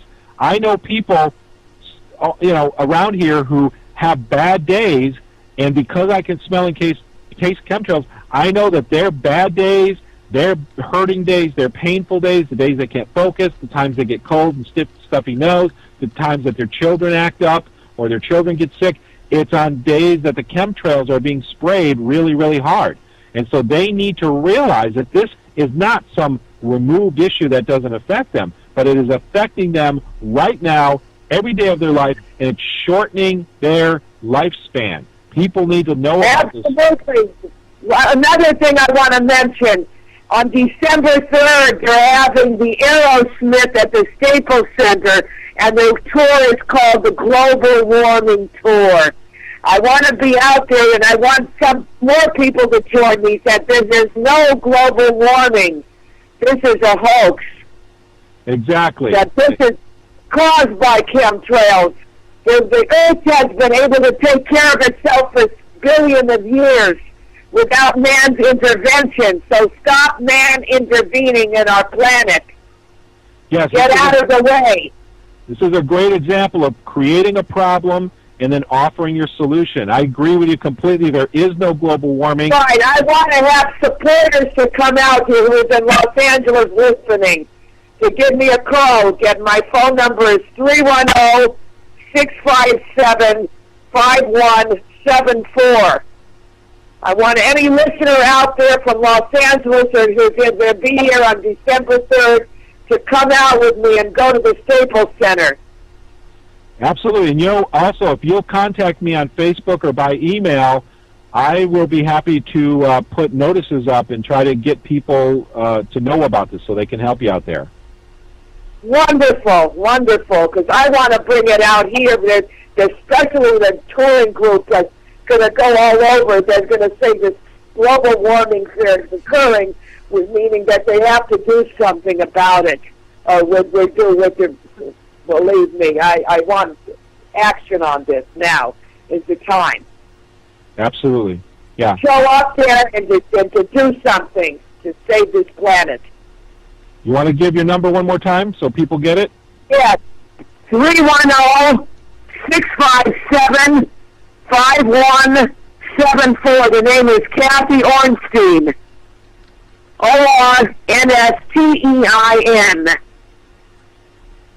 Very good. Yeah, I've seen you online. Yes. That's right. Yes. Okay, that's excellent. That's what I want to mention, that we have a chance to do something by going out there and showing up in the evening. At 7:15, leave about 5:30 or so to make sure we get someplace. We could stand on a street corner, or even, I'm sure we're allowed to with our sign. Yeah, anytime there's a concert or something like that, and you've got people, traffic lined up, and you can stand along the road with a sign, and show people that this is going on, that would be excellent. And we need to start organizing those across this country. Yes, especially this. This is the topic is global warming. What global warming? None of it is happening. The Earth is doing it because you're intervening on their way. They're creating it. Absolutely, they're creating these problems, and then they're gonna offer us solutions that are going to make things worse, so that they can take more of our rights and take more of our property in the name of security. We have to wake those people up who are going to that concert. Somehow there'll be nearly thousands and thousands of.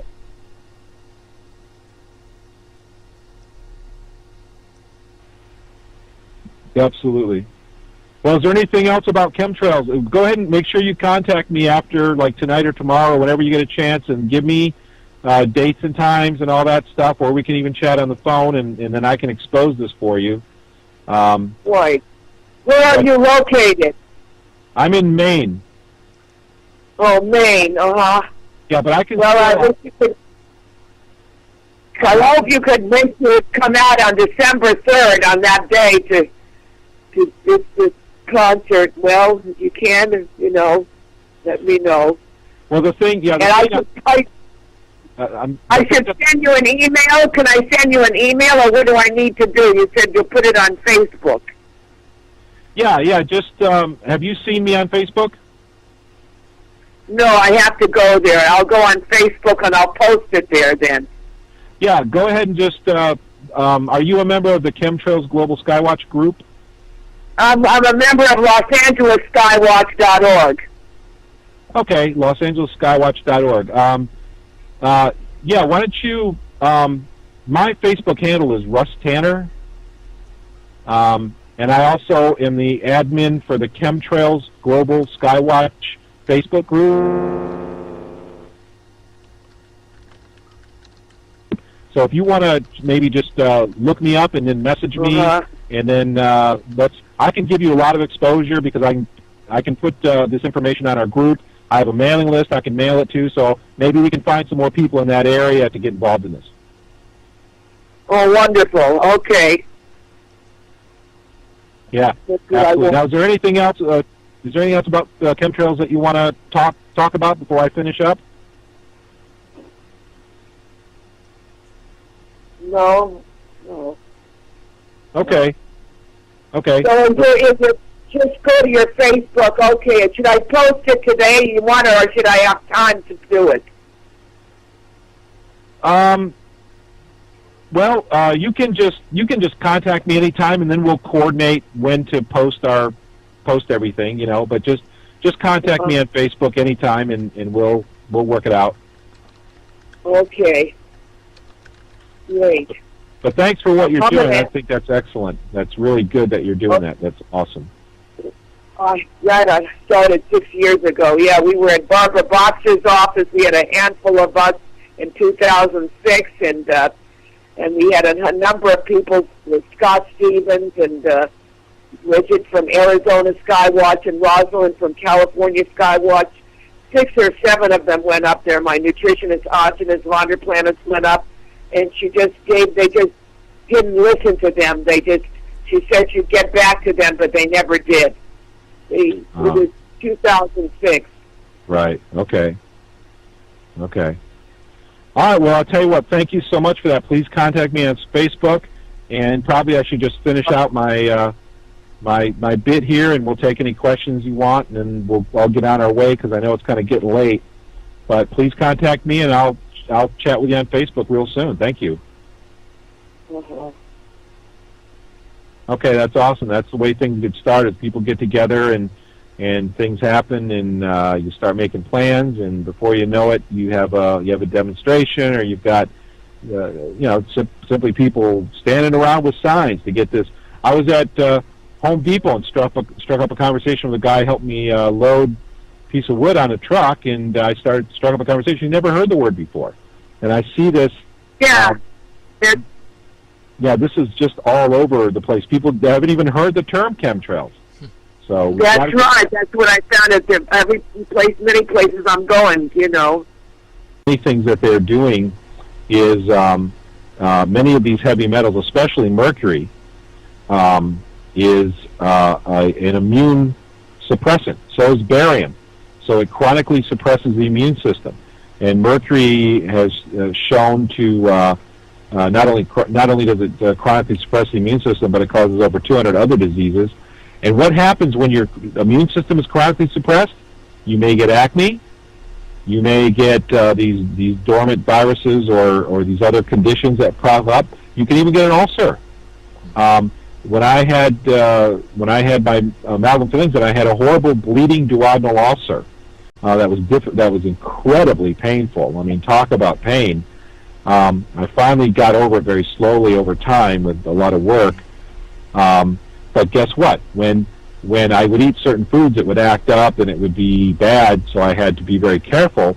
But as soon as my amalgam fillings came out, it didn't matter what I ate. I could eat anything. And why is that? Because when your immune system is chronically suppressed, the viruses can, a lot of people think the ulcers are a Helicobacter, very common,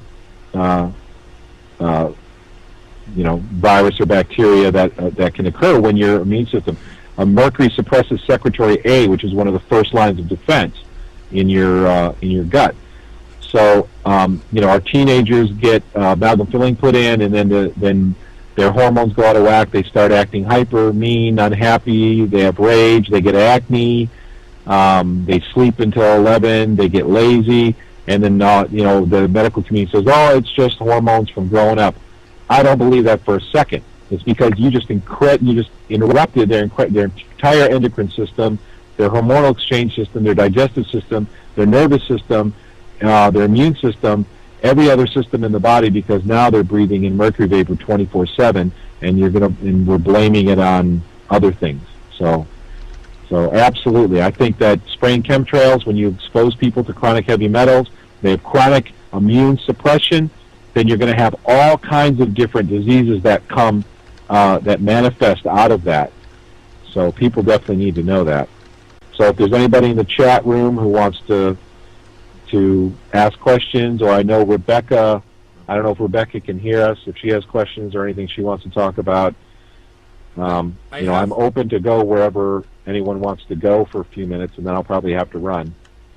Okay, I have Roxy Lopez on Skype here, but she doesn't have time. I will put her Skype just that you can see her, and she say hello to everybody, and I will write it also right now. I will say right now. Okay, so Roxy, hello from Mexico, hello from the world, from the live stream.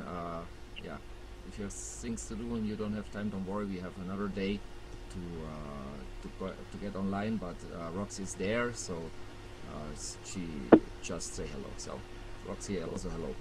Okay. Okay, here's how it works. I felt like recording what I'm about to say, because I have literally spoken and said it hundreds and hundreds and hundreds and hundreds of times on the phone to so many people.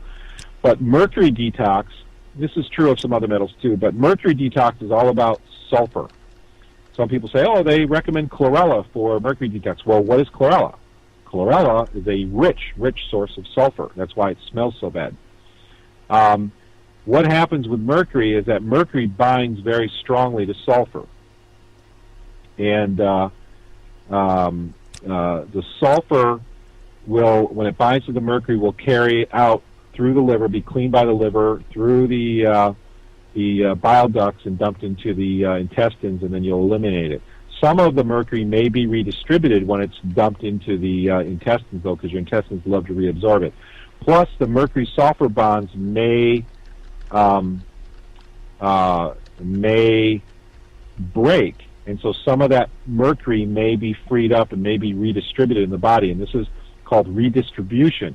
So when you're taking sulfur, you usually will initially feel worse for a while, and because some of that, you're stirring up a lot of sulfur, you're pulling it, or the mercury, you're pulling the mercury out of the body tissue and eliminating it through the liver. Some of it's getting redistributed in the blood. Some of it will get redistributed in the intestines.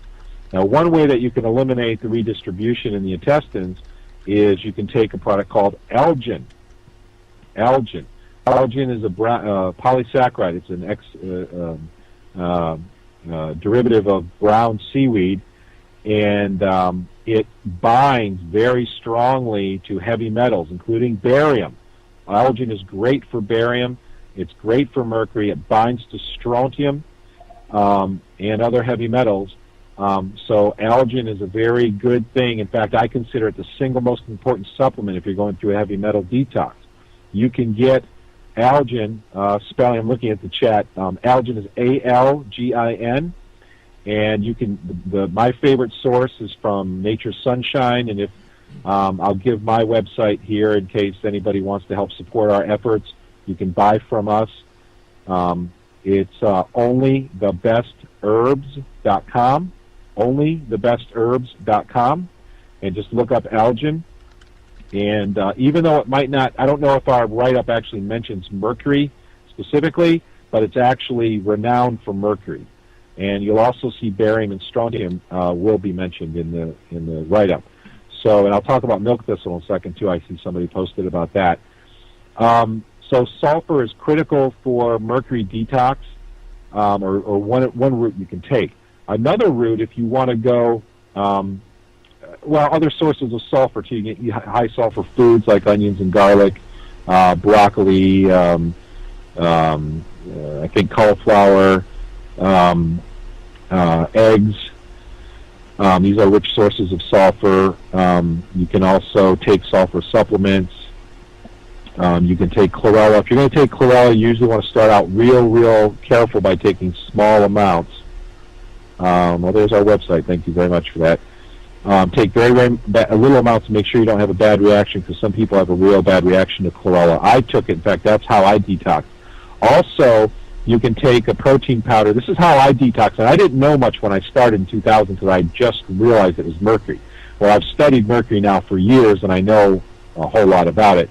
But what I did is I took chlorella. I would take 15 tablets, little small tiny tablets of chlorella a little while before a meal.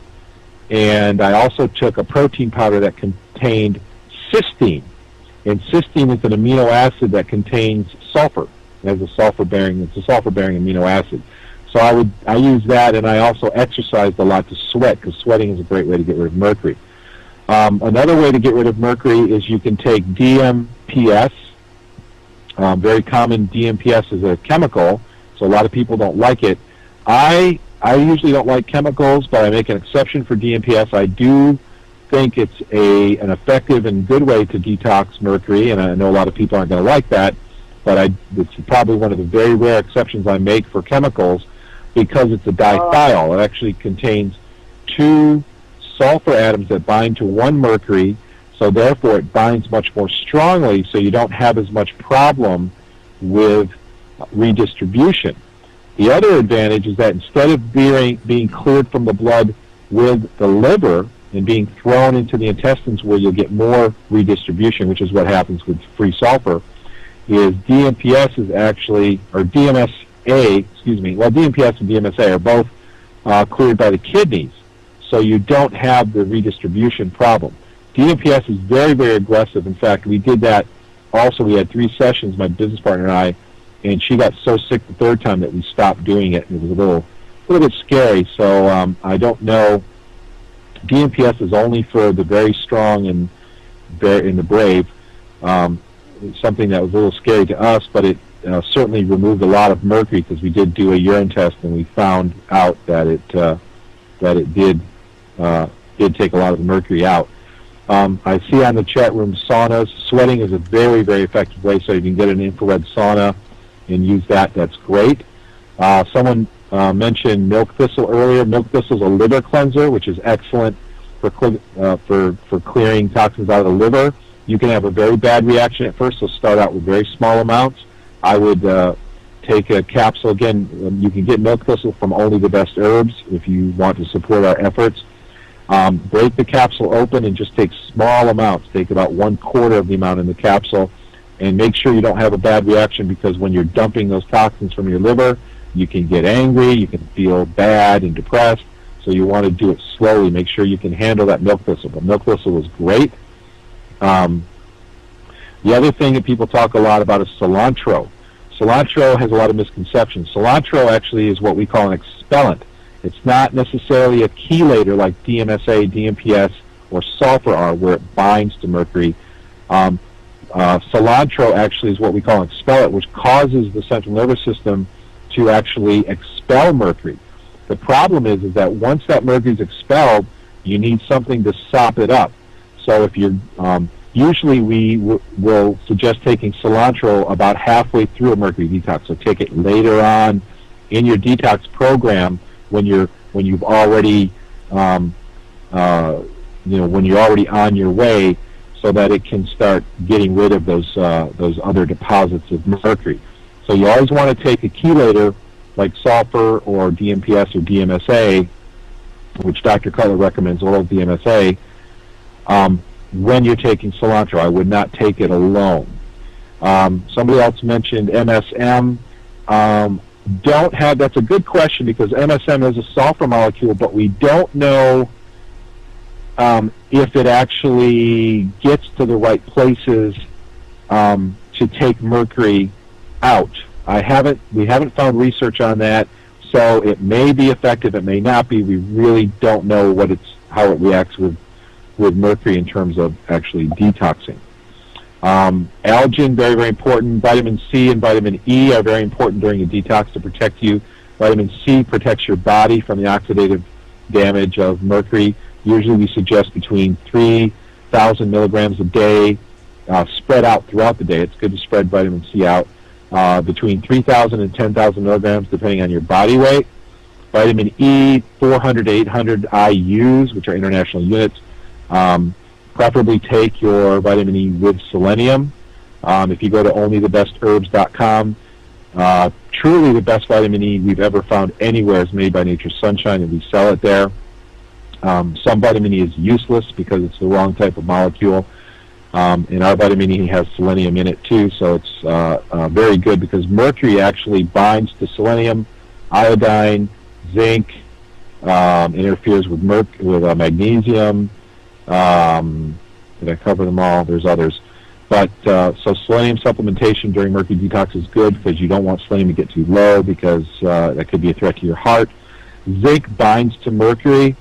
In fact, zinc powder is often used in mercury cleanup, when they're doing remediation for mercury cleanup.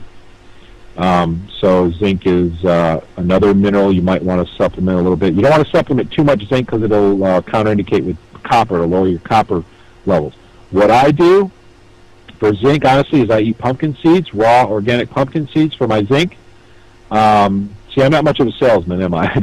It's not about selling stuff for me. It's really just about helping people.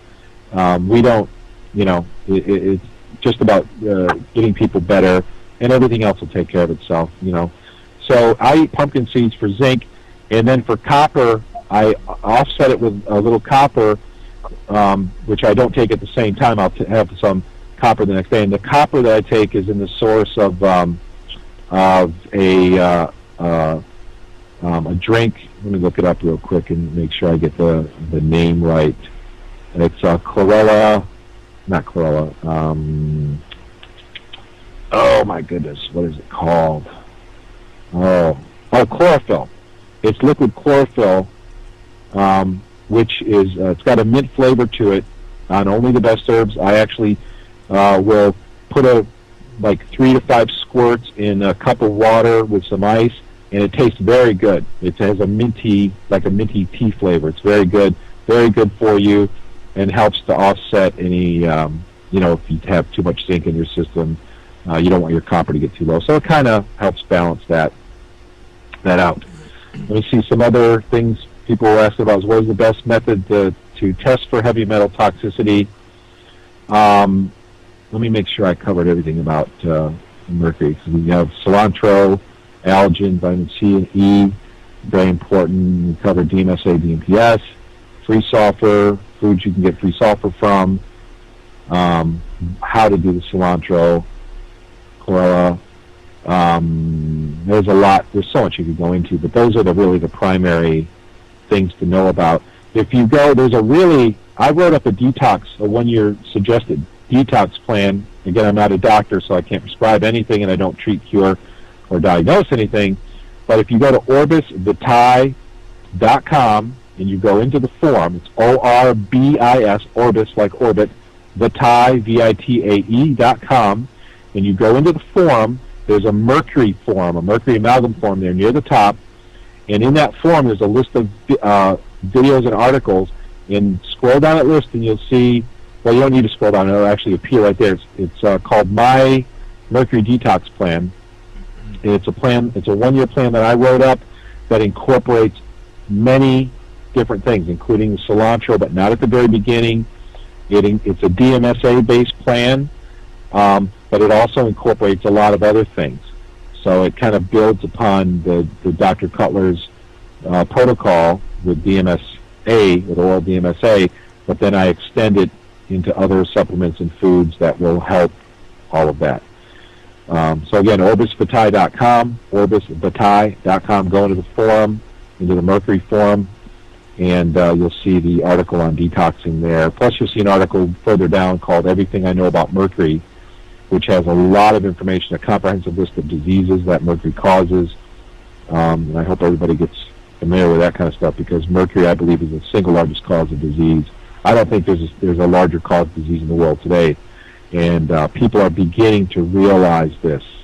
They're beginning to realize about their fillings, their vaccines, their tattoos, their dentures, their lipstick, the other things that may have mercury, the tuna fish, are causing their problems.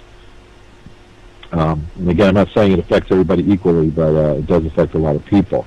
There's a question here about what is the best test for heavy metal toxicity.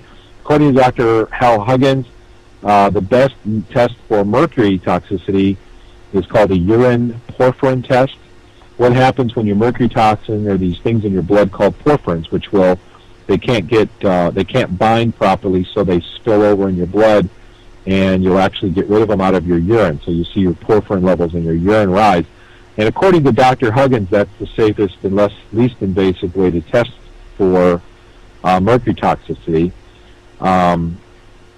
You can also do, and you have to do this cautiously, I don't always recommend it, but there's a thing that doctors generally don't know about the urine porphyrin test, or it's actually been discredited to them, so they'll look down on it.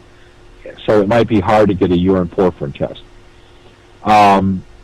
Another test is what's called a chelation challenge test. This is where they'll give you DMPS or DMSA, either in an IV or oral.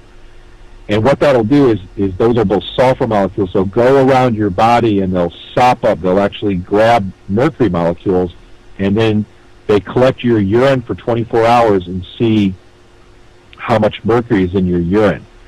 And that is a fairly effective way to test for mercury. The problem with it is it can be dangerous. I've actually spoken to a few people who've been damaged by it, who called me. Actually, one of them was a nurse who it was recommended by her doctor, apparently, and she was damaged by that test. So if you're not strong and you feel like you might be really mercury toxic, the challenge test may be dangerous for you.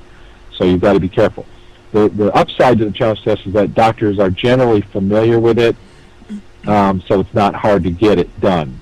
Whereas the urine porphyrin test is very difficult to find a doctor that will do it, prescribe it, et cetera, et cetera. Thank you for posting all the, I think somebody's posting all the links there. That's great.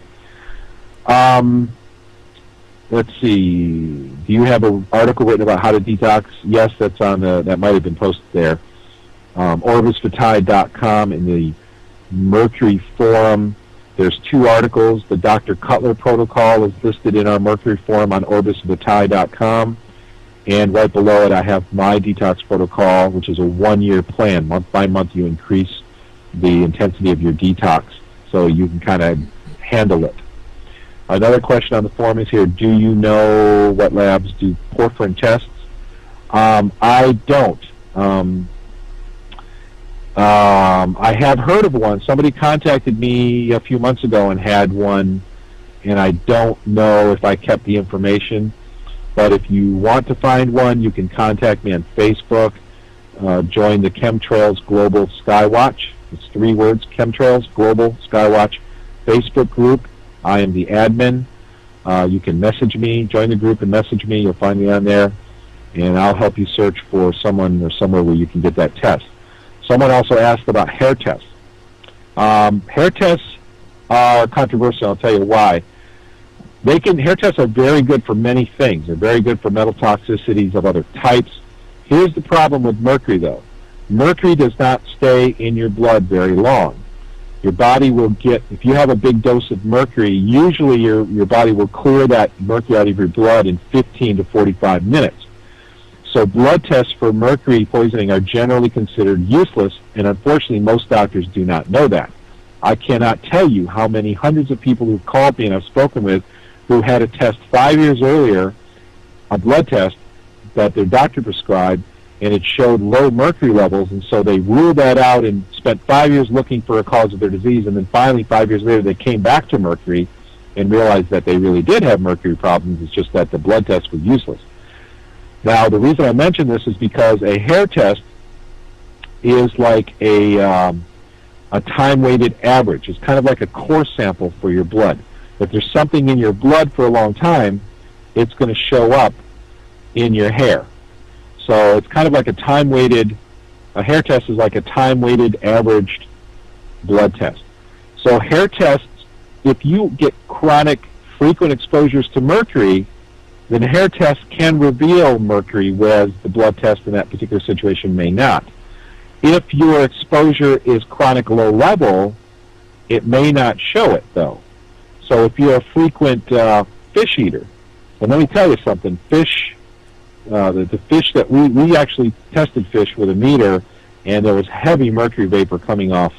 Once you open a can of tuna, actually we opened several cans of tuna in just maybe 4 or 5 in a kitchen, and the mercury level in the kitchen went from 0 to 38, if I remember right. It's in the 30s or 40s micrograms per cubic meter of mercury just from opening the fish. It's astonishing footage, and I really hope one day to get it published, but people need to, if somebody has access, go rent a mercury meter, take video footage of this and put it online, and I think it'll go viral because it's astonishing the amount of mercury vapor that comes off these cans. But anyway, so talking about the blood test, let me look at whatever questions, if we have some other questions too. Commercial again. Yeah, so anyway, the other thing I'd love to mention about mercury is compact fluorescent light bulbs. Please go to the Orbis Vitae website and go to the forum and go to the top, look at the top left of the page, and there's a video link there called How Much Mercury Does a Broken CFL Bulb Emit?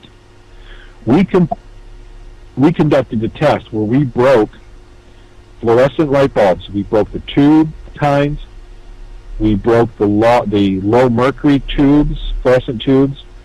We broke CFL, the twisty, turny, fluorescent type bulbs, and we broke an incandescent bulb inside plastic bags, and we measured the mercury coming off the different bulbs.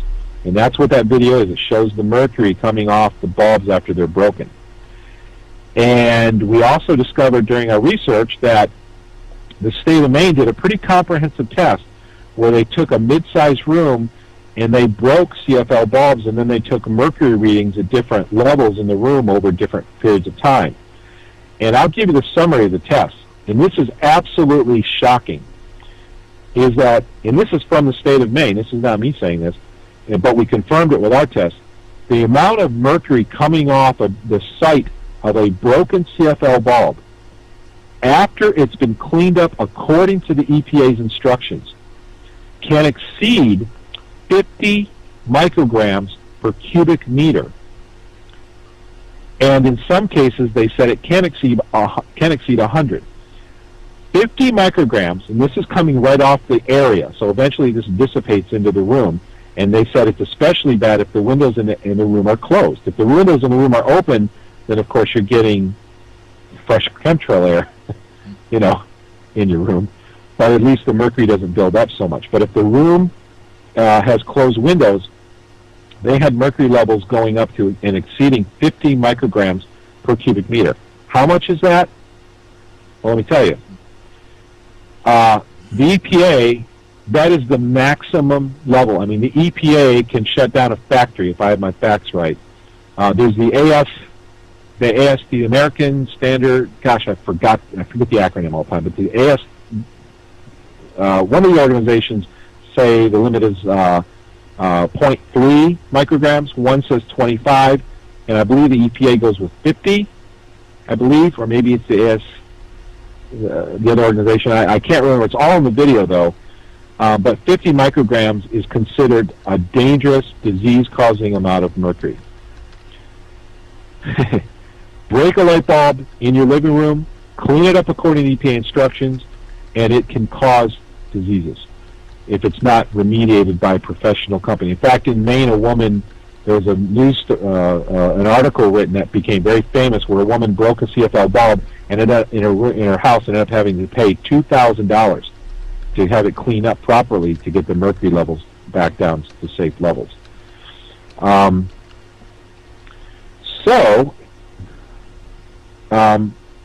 may want to, the CFL bulbs, in my opinion, are just another way to expose people to mercury. Mercury has been the poison of the elites for a long time, and they systematically have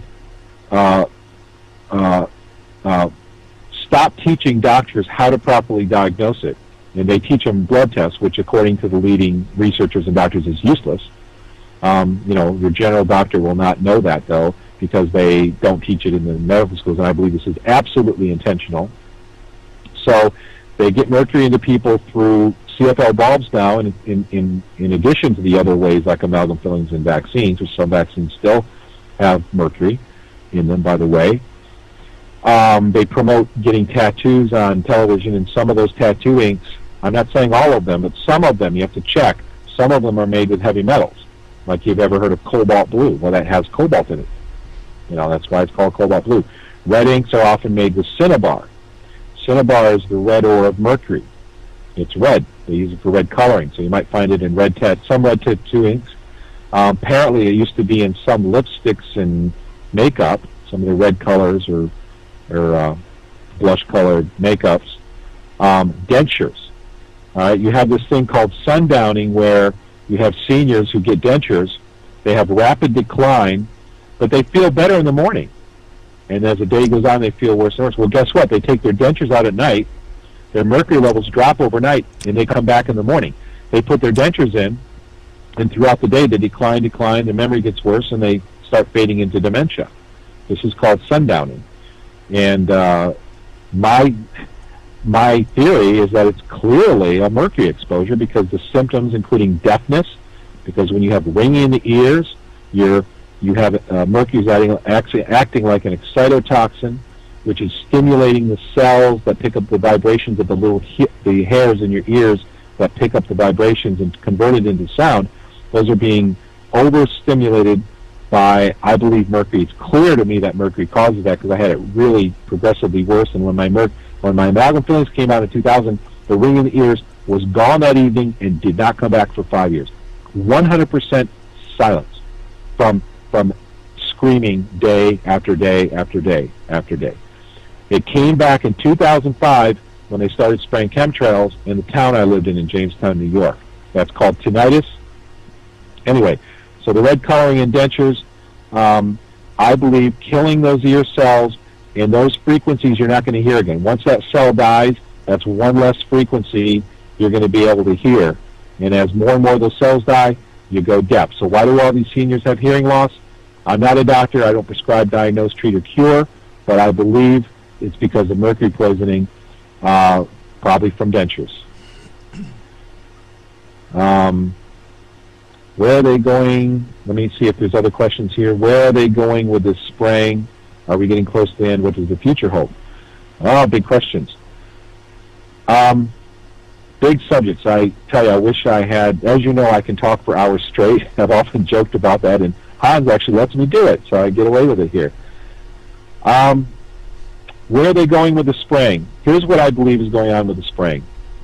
It's the same thing where they're causing a problem, and then they're going to cite the solution. Brookhaven Laboratories has developed a cure for mercury-intoxicated soils. So guess what they're going to do? They're going to intoxicate the soils with mercury levels, and then they're going to charge the U.S. government through contractors. The U.S. government will hire contractors at hundreds of million-dollar contracts to insert sulfur-impregnated rods into the ground. This method was developed just a few years ago by Brookhaven Labs. They will put these sulfur-impregnated rods into the ground to absorb the mercury out of the ground. And what I think will happen is it's going to be these military contractors, which are owned and controlled by the elites. This money goes to, many of the elite families, going to make hundreds and hundreds of millions of dollars off of this mercury poisoning. They also are making people sick I had a heart attack last year that I have absolutely no doubt in my mind was caused by mercury. By chemtrails. My heart hurts. The harder they spray, the more my heart hurts, and I know the intensity because I can taste and smell it, and it's a 100% correlation. It never fails. When I start smelling the chemtrails and tasting it, I know within 30 seconds I'm going to start feeling that pain, and how hard that pain strikes me is directly proportional to how hard they're spraying. So they're making people sick. The pharmaceutical industry, which is virtually controlled by the Rockefeller family, so is oil, is profiting hugely. In fact, when I was in the hospital having my heart attack, my nurse, who I actually had a urine sample that can only sit for 45 minutes and then they can't use it anymore because it invalidates the sample, had it ready, and the nurse said, I'll be right back to get it, was gone until something like 5 or 7 in the morning. I think it was 5:30 in the morning. He showed up as a male nurse on that particular shift. And I called twice, and I talked to the desk of the intercom, and they said, we'll see what we can do. He came back and apologized. I had to redo the test because he said that night, he said, I don't know what happened, but everybody's sick tonight. I said that there was heart problems are going on the other floor, respiratory issues, people can't breathe, and it happens all at the same time. He said, I don't know what's going on. That night, they sprayed us so hard while I was in the hospital. I was in the hospital from Monday night to Thursday afternoon. That night, they sprayed us so hard, I had asked my friend to bring my mask, which is right here. This is my wet mask, in case you can see the video. I don't know if you see video right now. I had to wear it that night because they sprayed the heck out of Bangor. That night was the night that all those people were having heart issues and breathing issues, so much so that my nurse couldn't even come and take my sample. And so there's all these people, just because they cannot taste and they cannot smell the chemtrails in the air, they're not ever able to put this together. But to me, I can see that when I'm out in public, when it's heavy spraying, people are coughing, children are whiny and ornery, adults are short-tempered, people drive aggressively, all of this stuff. When it's mild, it's a completely different atmosphere. And it's just as plain as day, and it's been like this for 7 years that I put up with this and witnessed this. So it's very clear to me. Have a question on the chat about zeolite. Zeolite is an aluminum-based molecule that binds to mercury. Mercury and aluminum actually bind, and if you get a free aluminum actually makes mercury 100 times more toxic, according to Dr. Haley, which I consider one of the world's foremost experts on mercury. He's a brilliant scientist who has done a lot of things in his life, and he's someone that everybody needs to listen to. He's made several videos about mercury toxicity and autism and other things.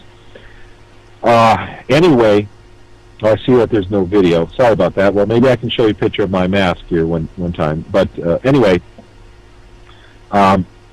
he talks about aluminum. And this is why the aluminum adjuvants, which are supposed to stimulate the immune system that are in vaccines, are so dangerous, because the aluminum and mercury are mixed together. And aluminum and mercury are very reactive with each other. In fact, you're not supposed to bring mercury onto a jet because it can eat through the aluminum. If you ever go on YouTube,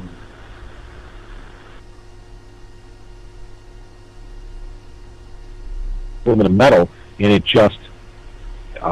does very strange things. It just deteriorates the aluminum in a very wild way. So getting back to zeolite actually binds, because it's aluminum-based, it binds to the mercury. In the studies that I've seen say that it binds very, very tightly and allows you to eliminate it without redistribution, which is a good thing. On the plus side, the studies have seemed really good, and I've heard a lot of positive feedback from people who've used it. So it may very well be good. The only downside I see is not crazy about putting aluminum into the body, but that's and the studies that I've seen have been all financed by the industry that sells the zeolite. So we kind of knock a few points off the credibility when we see self-financed studies, because they could be tainted but they may not be. So have had positive feedback from people, though. I've heard a lot of positive feedback about zeolite, so it may very well be a good thing to use. I haven't used it myself. I'm just not crazy about the idea of using aluminum. I think there are other things you can use. But until I see some independent studies, I personally don't use it, but it may be a very good thing. So I can't really, come to a solid conclusion about it, honestly. One of the questions before, actually there's a question back here. Let me see what, heavy spraying Rhode Island, why do they cover the entire sky even when the wind is blowing? I think they cover the entire sky for several reasons. I think one reason is when you eliminate sunlight reaching the ground, your plants grow slower. It messes up your agriculture. I think they also cover the entire sky because then they spray real heavy above the sky. So I've seen this happen a lot here where they'll cover the whole sky, and I can smell the intensity. It'll be at like what I call 20 to 30% intensity. And then after the sky is covered, an hour later, it goes to 50, 60, 70%. And once in a while, if I see a crack between the clouds, you'll see big plumes up above the cloud layer. So I think that might be another reason they cover the sky entirely. Those are probably the primary reasons. There may be other reasons too. I think they're also altering the weather. You'll see the paper came out, and I wrote some things about this on our Chemtrails Global Skywatch Facebook group several times, that the Air Force, I believe it was, came out with an article called Controlling the Weather by 2025, I think it was. And to me, this is an absolute joke. People, this is what I talk about using your left brain. Why would the government reveal secret technologies that they're developing that are going to be used in warfare, which is what the document itself claims? Why would they do that? They wouldn't do that. They absolutely would not do that. So why did they come out and publish this paper and make it freely available on their website about controlling the weather by 2025? For the exact same reason that they say they're going to spray chemtrails. This is why the movie What in the World Are They Spraying is so effective in one respect, is because they expose the fact that the government is saying, we're going to spray it sometime in the future, we're going to spray, we're exploring this, we're going to spray, but they're doing it right now. And this is a method of disinformation. It's a propaganda technique that tries to convince the people that they're not spraying now because they're being so honest about doing it in the future. Well, in the same respect, I think that's what they're doing with the weather. With this document that says controlling the weather by 2020, or owning the weather by 2025, is that they publish this document because it convinces the public that they're not doing it now. They say, oh, they're working on this thing, so that, they subconsciously, you automatically conclude that they're not doing it right now. And that's really the point. That's what this disinformation is all about. And don't ever underestimate how far the government will go to spread disinformation, because that is what this is all about. It is about controlling what you believe. Because if you can control what somebody believes, you can control their actions. And if you control their actions, you control their life.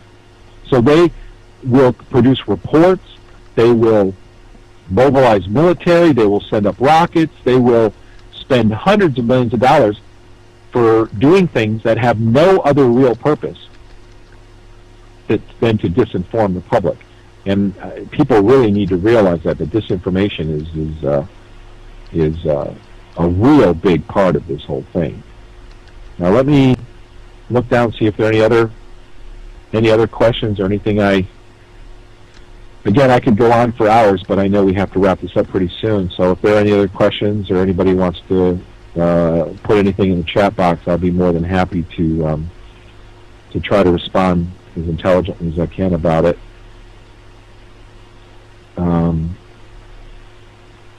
I see somebody does not agree at all with something, but I'm not sure what that is. But that's fine. Whatever. I mean, we can talk about things like this and try to figure out what's going on. But I think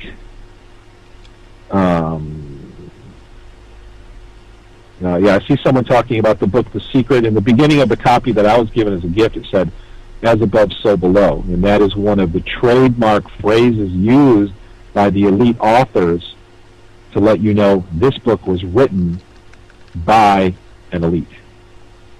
And if I didn't know anything about the New World Order religion, but I did know some of the secret phrases, then I would have looked at that book and said, this is propaganda. But I happen to know a whole lot about the New World Order religion, and so even looking at the book itself, it's clear to me that it's all based in this deception, which I intended to go into in more detail, but I ran out of time in this talk about what is going to happen, what are the big events that they're going to do. I did give away the gist of it. The real spoiler is that they're going to do the same thing they did in the Roman Empire and the same thing they did in Egypt, is they're going to present somebody and say, this is God, this is the man you should follow, this is the Messiah, this is the Savior. And they have already spent many years and much money and time conditioning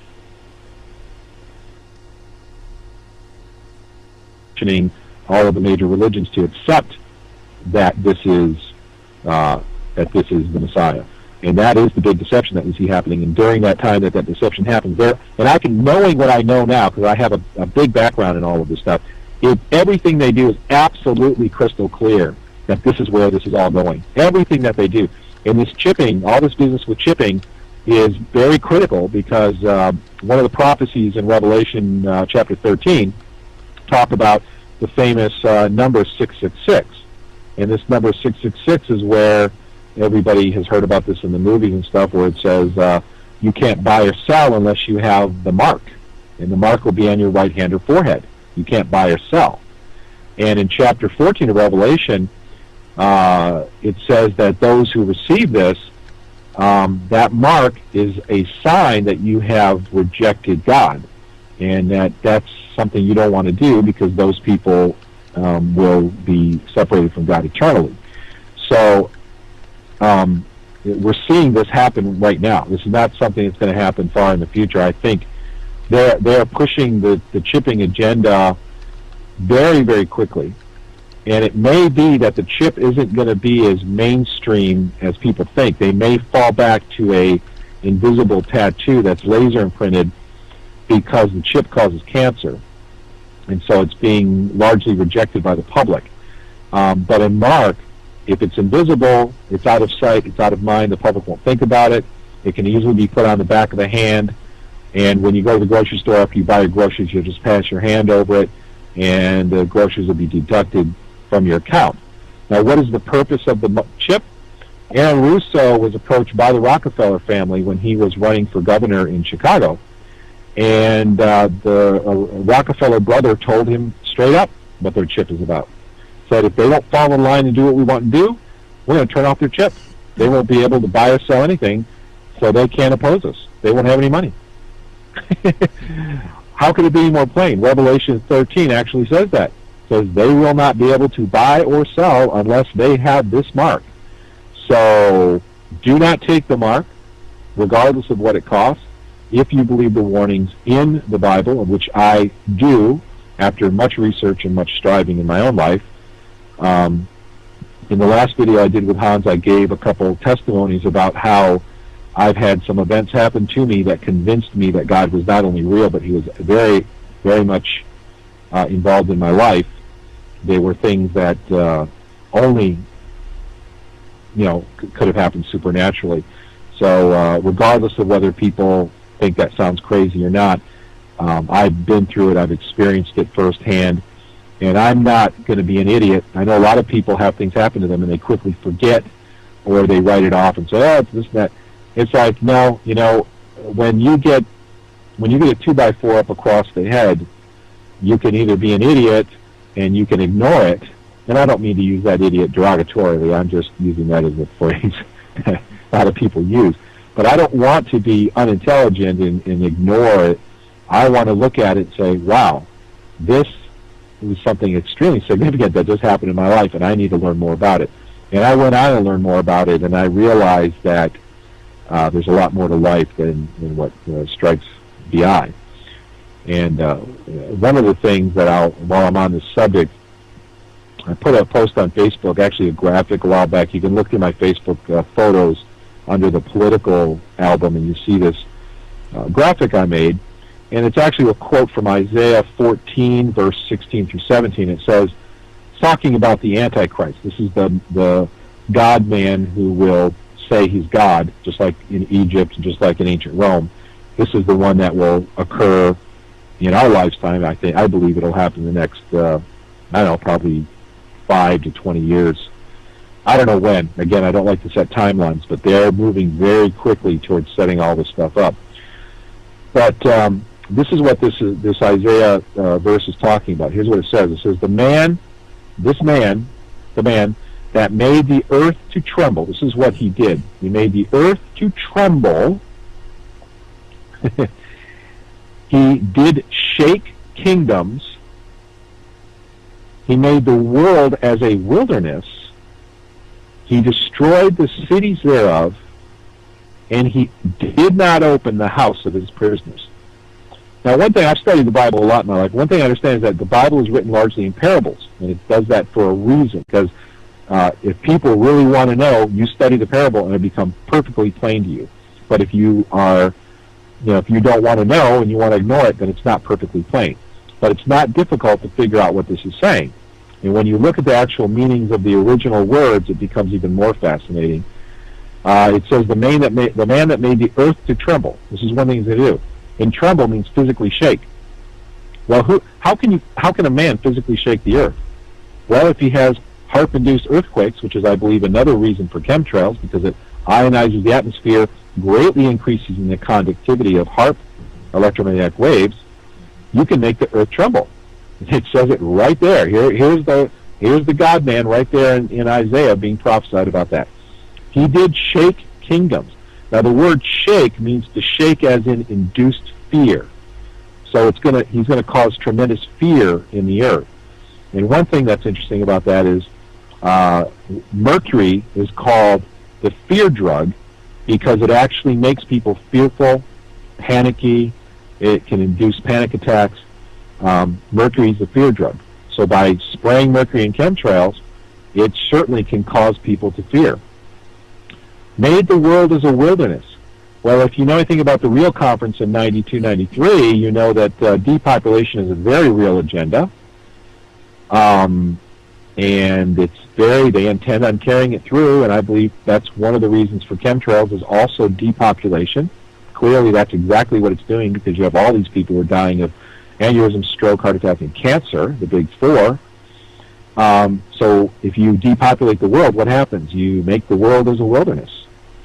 Even the Obama administration has openly talked about bulldozing cities for the sake of helping the economies. Bulldozing entire cities. That's not me saying this. That comes directly from mainstream media from the Obama administration. And destroyed the cities thereof. Well, look at what's happening to the cities. You can look at bulldozing the cities. You can think about other ways that cities can be destroyed. Or, God forbid, there's actually warfare, which I fear that there may be, there may be bad things that happen in the United States. I certainly would never want to see anything like that in any country. It's horrible. But and the last thing says, open not the house of his prisoners. And then it talks, in another place, it talks about how Christ, after the return of Christ, all the prisoners were released. FEMA camps. Who's going to house all these prisoners? All these prisoners. And if they're released later on, that's because they're not really guilty of a crime. Under these Obama administration mandates and executive orders that have given Obama control of all these things, it makes a whole lot of sense how this could happen. How the NDAA, the indefinite detention law that was overturned by a judge, the overturning was now just overruled, and so it's in force. So they can detain you in FEMA camps, prisons, whatever, for any length of time, for any reason whatsoever. So that's an interesting verse about that. And one other thing I'd like to share, and then I'll look at the questions again and see if there's anything else before I go, is if you look at Revelation 18:23, Revelation actually mentions the word sorcery or sorcerer at least 4 times. And in Revelation 18:23, I think, is one of the most interesting ones, because it says this. It says, "For your merchants were the great men of the earth, for by your sorcery all the nations were deceived." Now, I talk a lot in these talks that I have on Hans's radio program, which I'm so grateful he lets me talk and talk. He's wonderful for doing that, because he cares about people, and he wants information to be free and uncensored. I talk a lot about the Great Deception that's coming. And the Great Deception is all about this man-God, this God-man, the new Messiah, the United Nations Messiah, who will come back just like in Egypt, just like in the Roman Empire. Except now we have technology, and the Bible says there will be fake signs and wonders, that this Messiah will convince the world that he's real in one way by false signs and wonders. So he will do these miraculous things, but they're all technology. In Revelation, it says, "For your merchants." This is another thing this Great Deception is all about, this man-God that's going to appear on the scene, and everybody's going to be forced to worship this person, and if you don't, you're going to be beheaded or imprisoned. And what happens here, and so this is one of the reasons why you have to understand and know what's really going on, because it's going to get really ugly. Unfortunately, it doesn't have to get as ugly as a lot of people think. I think if people would band together and resist this in the proper ways, but I don't see that happening. Unfortunately, there's too few people involved, and the people who learn about this are not being active. A lot of people, some are, and my hats are off to those people who are very active, and I appreciate so much what they're doing. But a lot of people just aren't. They won't even put a bumper sticker on their car, and it's like it's not happening. But anyway, so let me decode what this says. It says, "For your merchants were the great men of the earth." The word merchants means wholesaler or trader, so someone who actually conducts commerce. The word great, your merchants were the great men of the earth. The word great doesn't mean good, it means very powerful. So here you're saying you're great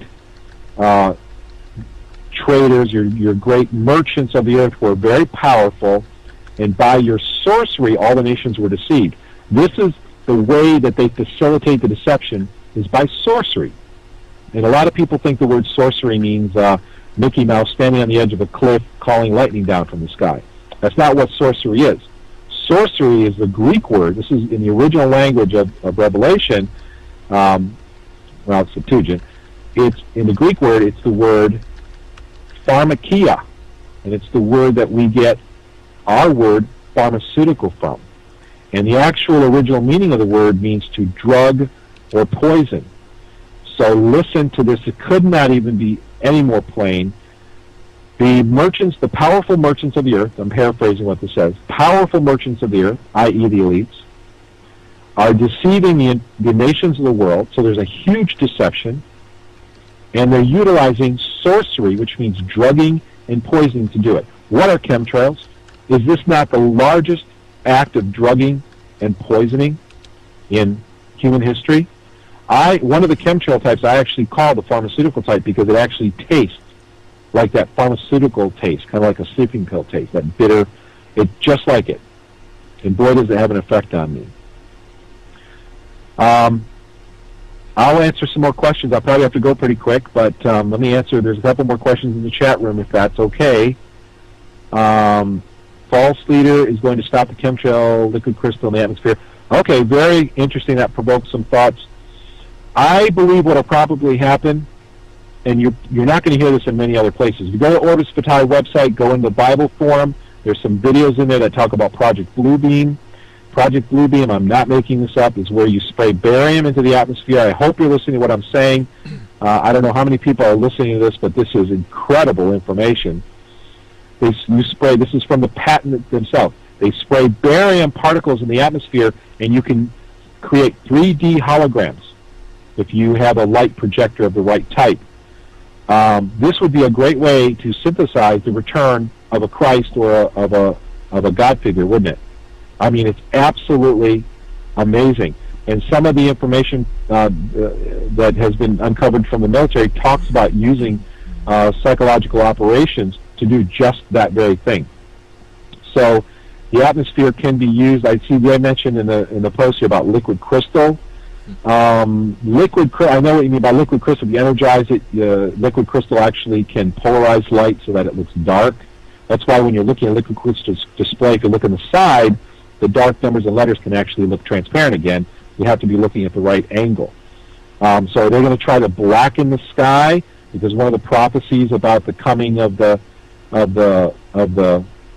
Messiah is going to be that the sky will be blackened. Well, let me explain this real quick and get this out of the way, is that almost everybody knows that an Antichrist comes before a Christ in Bible prophecy. So a lot of people wouldn't be fooled by that.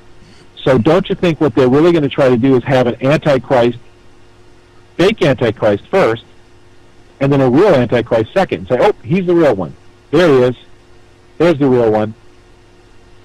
Before the actual coming of the real Christ. So they'll have a fake Antichrist and then a real Antichrist. That is most likely what they're going to do. And if you look at all this technology they're developing, with H.A.A.R.P, with chemtrails, with the scalar weapons, isn't it absolutely fascinating? And this, again, you're not going to hear this information in very many places. The public should be absolutely amazed by this. It induces earthquakes, which are in the prophecies before the coming of the Messiah. They can blacken the sky if the liquid crystal technology that was mentioned here in this post is truly being implemented in the atmosphere. With H.A.A.R.P and with another one of the, they can induce another one of the prophecies by polarizing the light over huge parts of the world, if that's indeed possible with the technology they're using to fulfill another prophecy. You probably, if you're on Facebook, have seen all the rivers and lakes and streams that are turning red. You know, of course, that's another thing, is that a lot of this water turns to blood, a lot of people die. So a lot of these horrible things, in fact, the technology that's being developed, isn't it amazing that most of it could very readily be used to fake the coming of Christ? You know, and fool Christians who don't know better as to what's really going on, which is a large portion of the population, to fake them into believing that the Antichrist is really the Christ. There was something else here that somebody wanted to learn more about Maitreya. I think it's H.A.A.R.P is the website. Let me check real quick. And again, I want to, everything surrounding the New World Order is about socialism. And even the term share, share.net, share.org, whatever it is, but Share International is about sharing. You want to share resources, a resource-based economy. Sounds like a really, really good idea. The problem is what they don't tell you is that the people who are in control of the information are not going to be the public.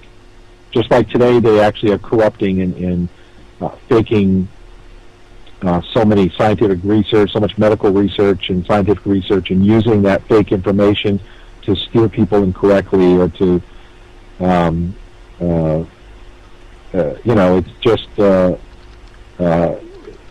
it's just amazing.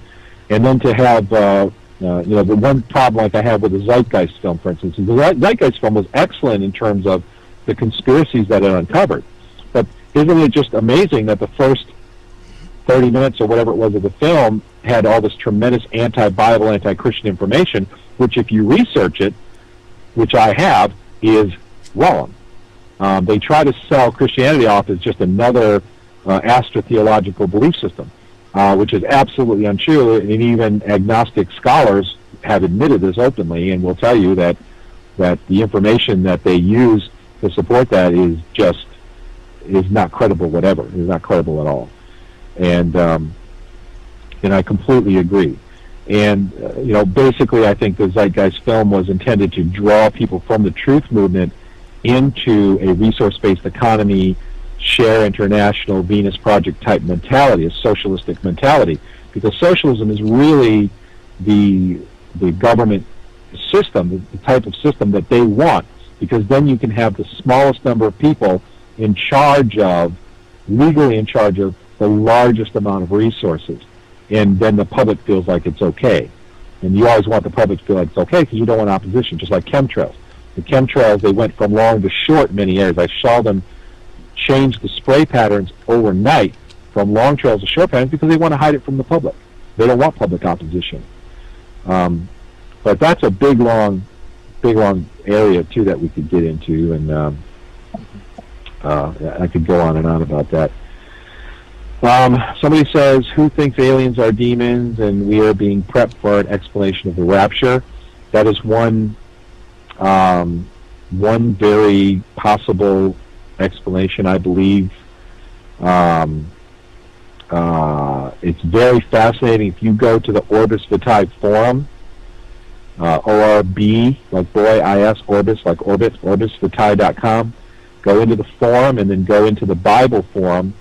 There's a videotape in there from Chuck Missler, and he talks about, it's a really long, it's like a 2-hour lecture, and he very, very well covers the biblical information about the aliens in Nebuchadnezzar's statue, where you have all the world kingdoms that were prophesied. A lot of prophecy in the Bible has come true, like the prophecy about the Arabah came true 20 years ago, where it's now 2 separate seas.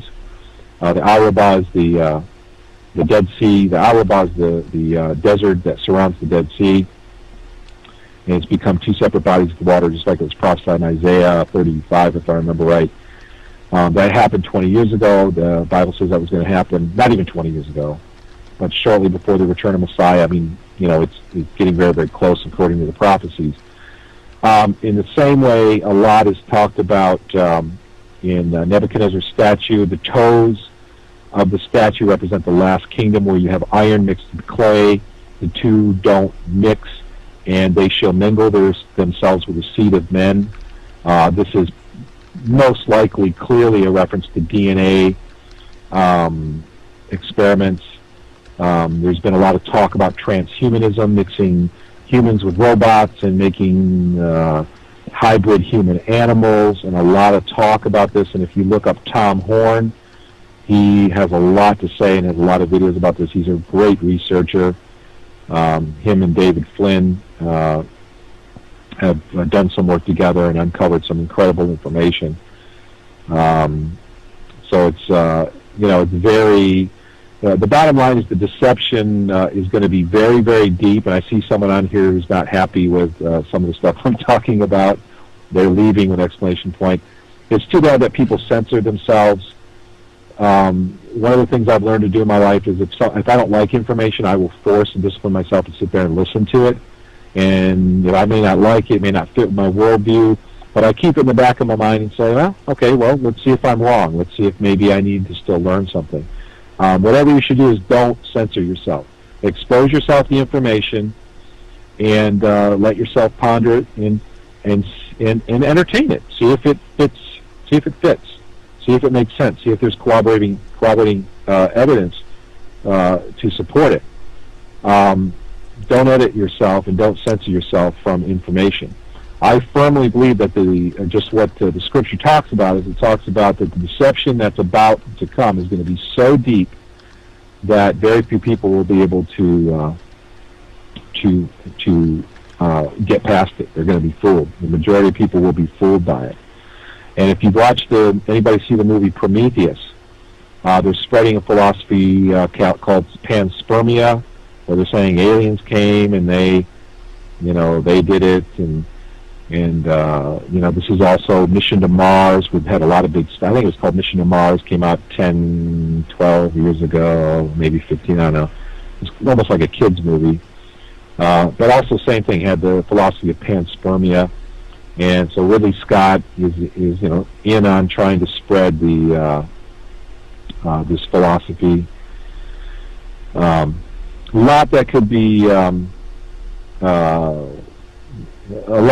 said about all these things, but you got to be real careful with the alien thing, because the deception that's coming is going to be extremely weak. When the real Messiah does come, if you don't know what the Bible says about the future and the prophecies that have already come true about the Arabah, about the Dead Sea, you're not going to learn about this on the Discovery Channel.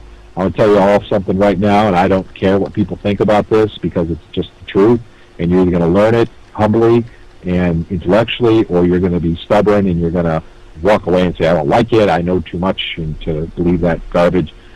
You can believe what you want, but as a responsible and caring person, that I'm trying to be, to share everything I know, even if it sounds tough for people to believe or people don't like it. If there's any final questions, I'll be happy to answer. Otherwise, I probably better give poor Hans a break, who who has an editing nightmare on his hands. But please support Hans in his efforts. And I would encourage anyone. Hans does not ask for any money or any support. The chat room says we're still off there, but I'll talk anyway and hope that some of it will get through. He doesn't ask for any money or any support. But I would encourage anyone who appreciates what he does, ask him to send you his PayPal, his donation, and make his PayPal address. Usually it's an email address. And if you appreciate what he does, then why don't you send him a little donation and help support his work? Because he works like crazy to get this stuff out. He spends hours and hours and hours in editing. I know how long it takes to edit these things. I mean, I put a few up on my website, and it was mind-boggling. But I hope people consider supporting Hans. And he doesn't ask. I've never heard him ask for anything. But I guess that's all. If there are no other questions, I probably better get rolling. And I can't tell you how much I appreciate your show, Hans. It's so cool that you just let people go on and on. It's great. I appreciate it. You did another super marathon, Hans. I didn't know. I just appreciate your patience, that you're so patient, and I really hope that this information reaches people and helps people. But I probably better get rolling. I've got things I've got to get to, so I just hope everybody will learn and have an open mind and research. Don't believe what you hear on TV. I mean, for goodness sakes, I mean, if you're hearing it on Discovery Channel, be critical of it, because it's not coming from the people you want to believe. I mean, you really need to be critical of that. But thank you very much, Hans, and thank you for all the chatters online and the guests there. And I probably better get rolling, but thank you so much. Okay, thank you too, Russ. It was a pleasure to have you here. And I have a lot of work to do editing this because some hours. But anyway, it's worth it, and we have to continue on this. So I don't want to take more time of you. You're free to go, and see you soon again. Anyway, we will continue very soon with this. Okay. Great, Hans. Okay, so see you later, Russ, and have a great day. Very good. Okay, thank you, Hans. Thank you so much. I'll talk to you again soon, and I will check my Facebook for the message you sent me recently. Of course. Thank you so much. Peace. Okay. Bye-bye. Bye-bye.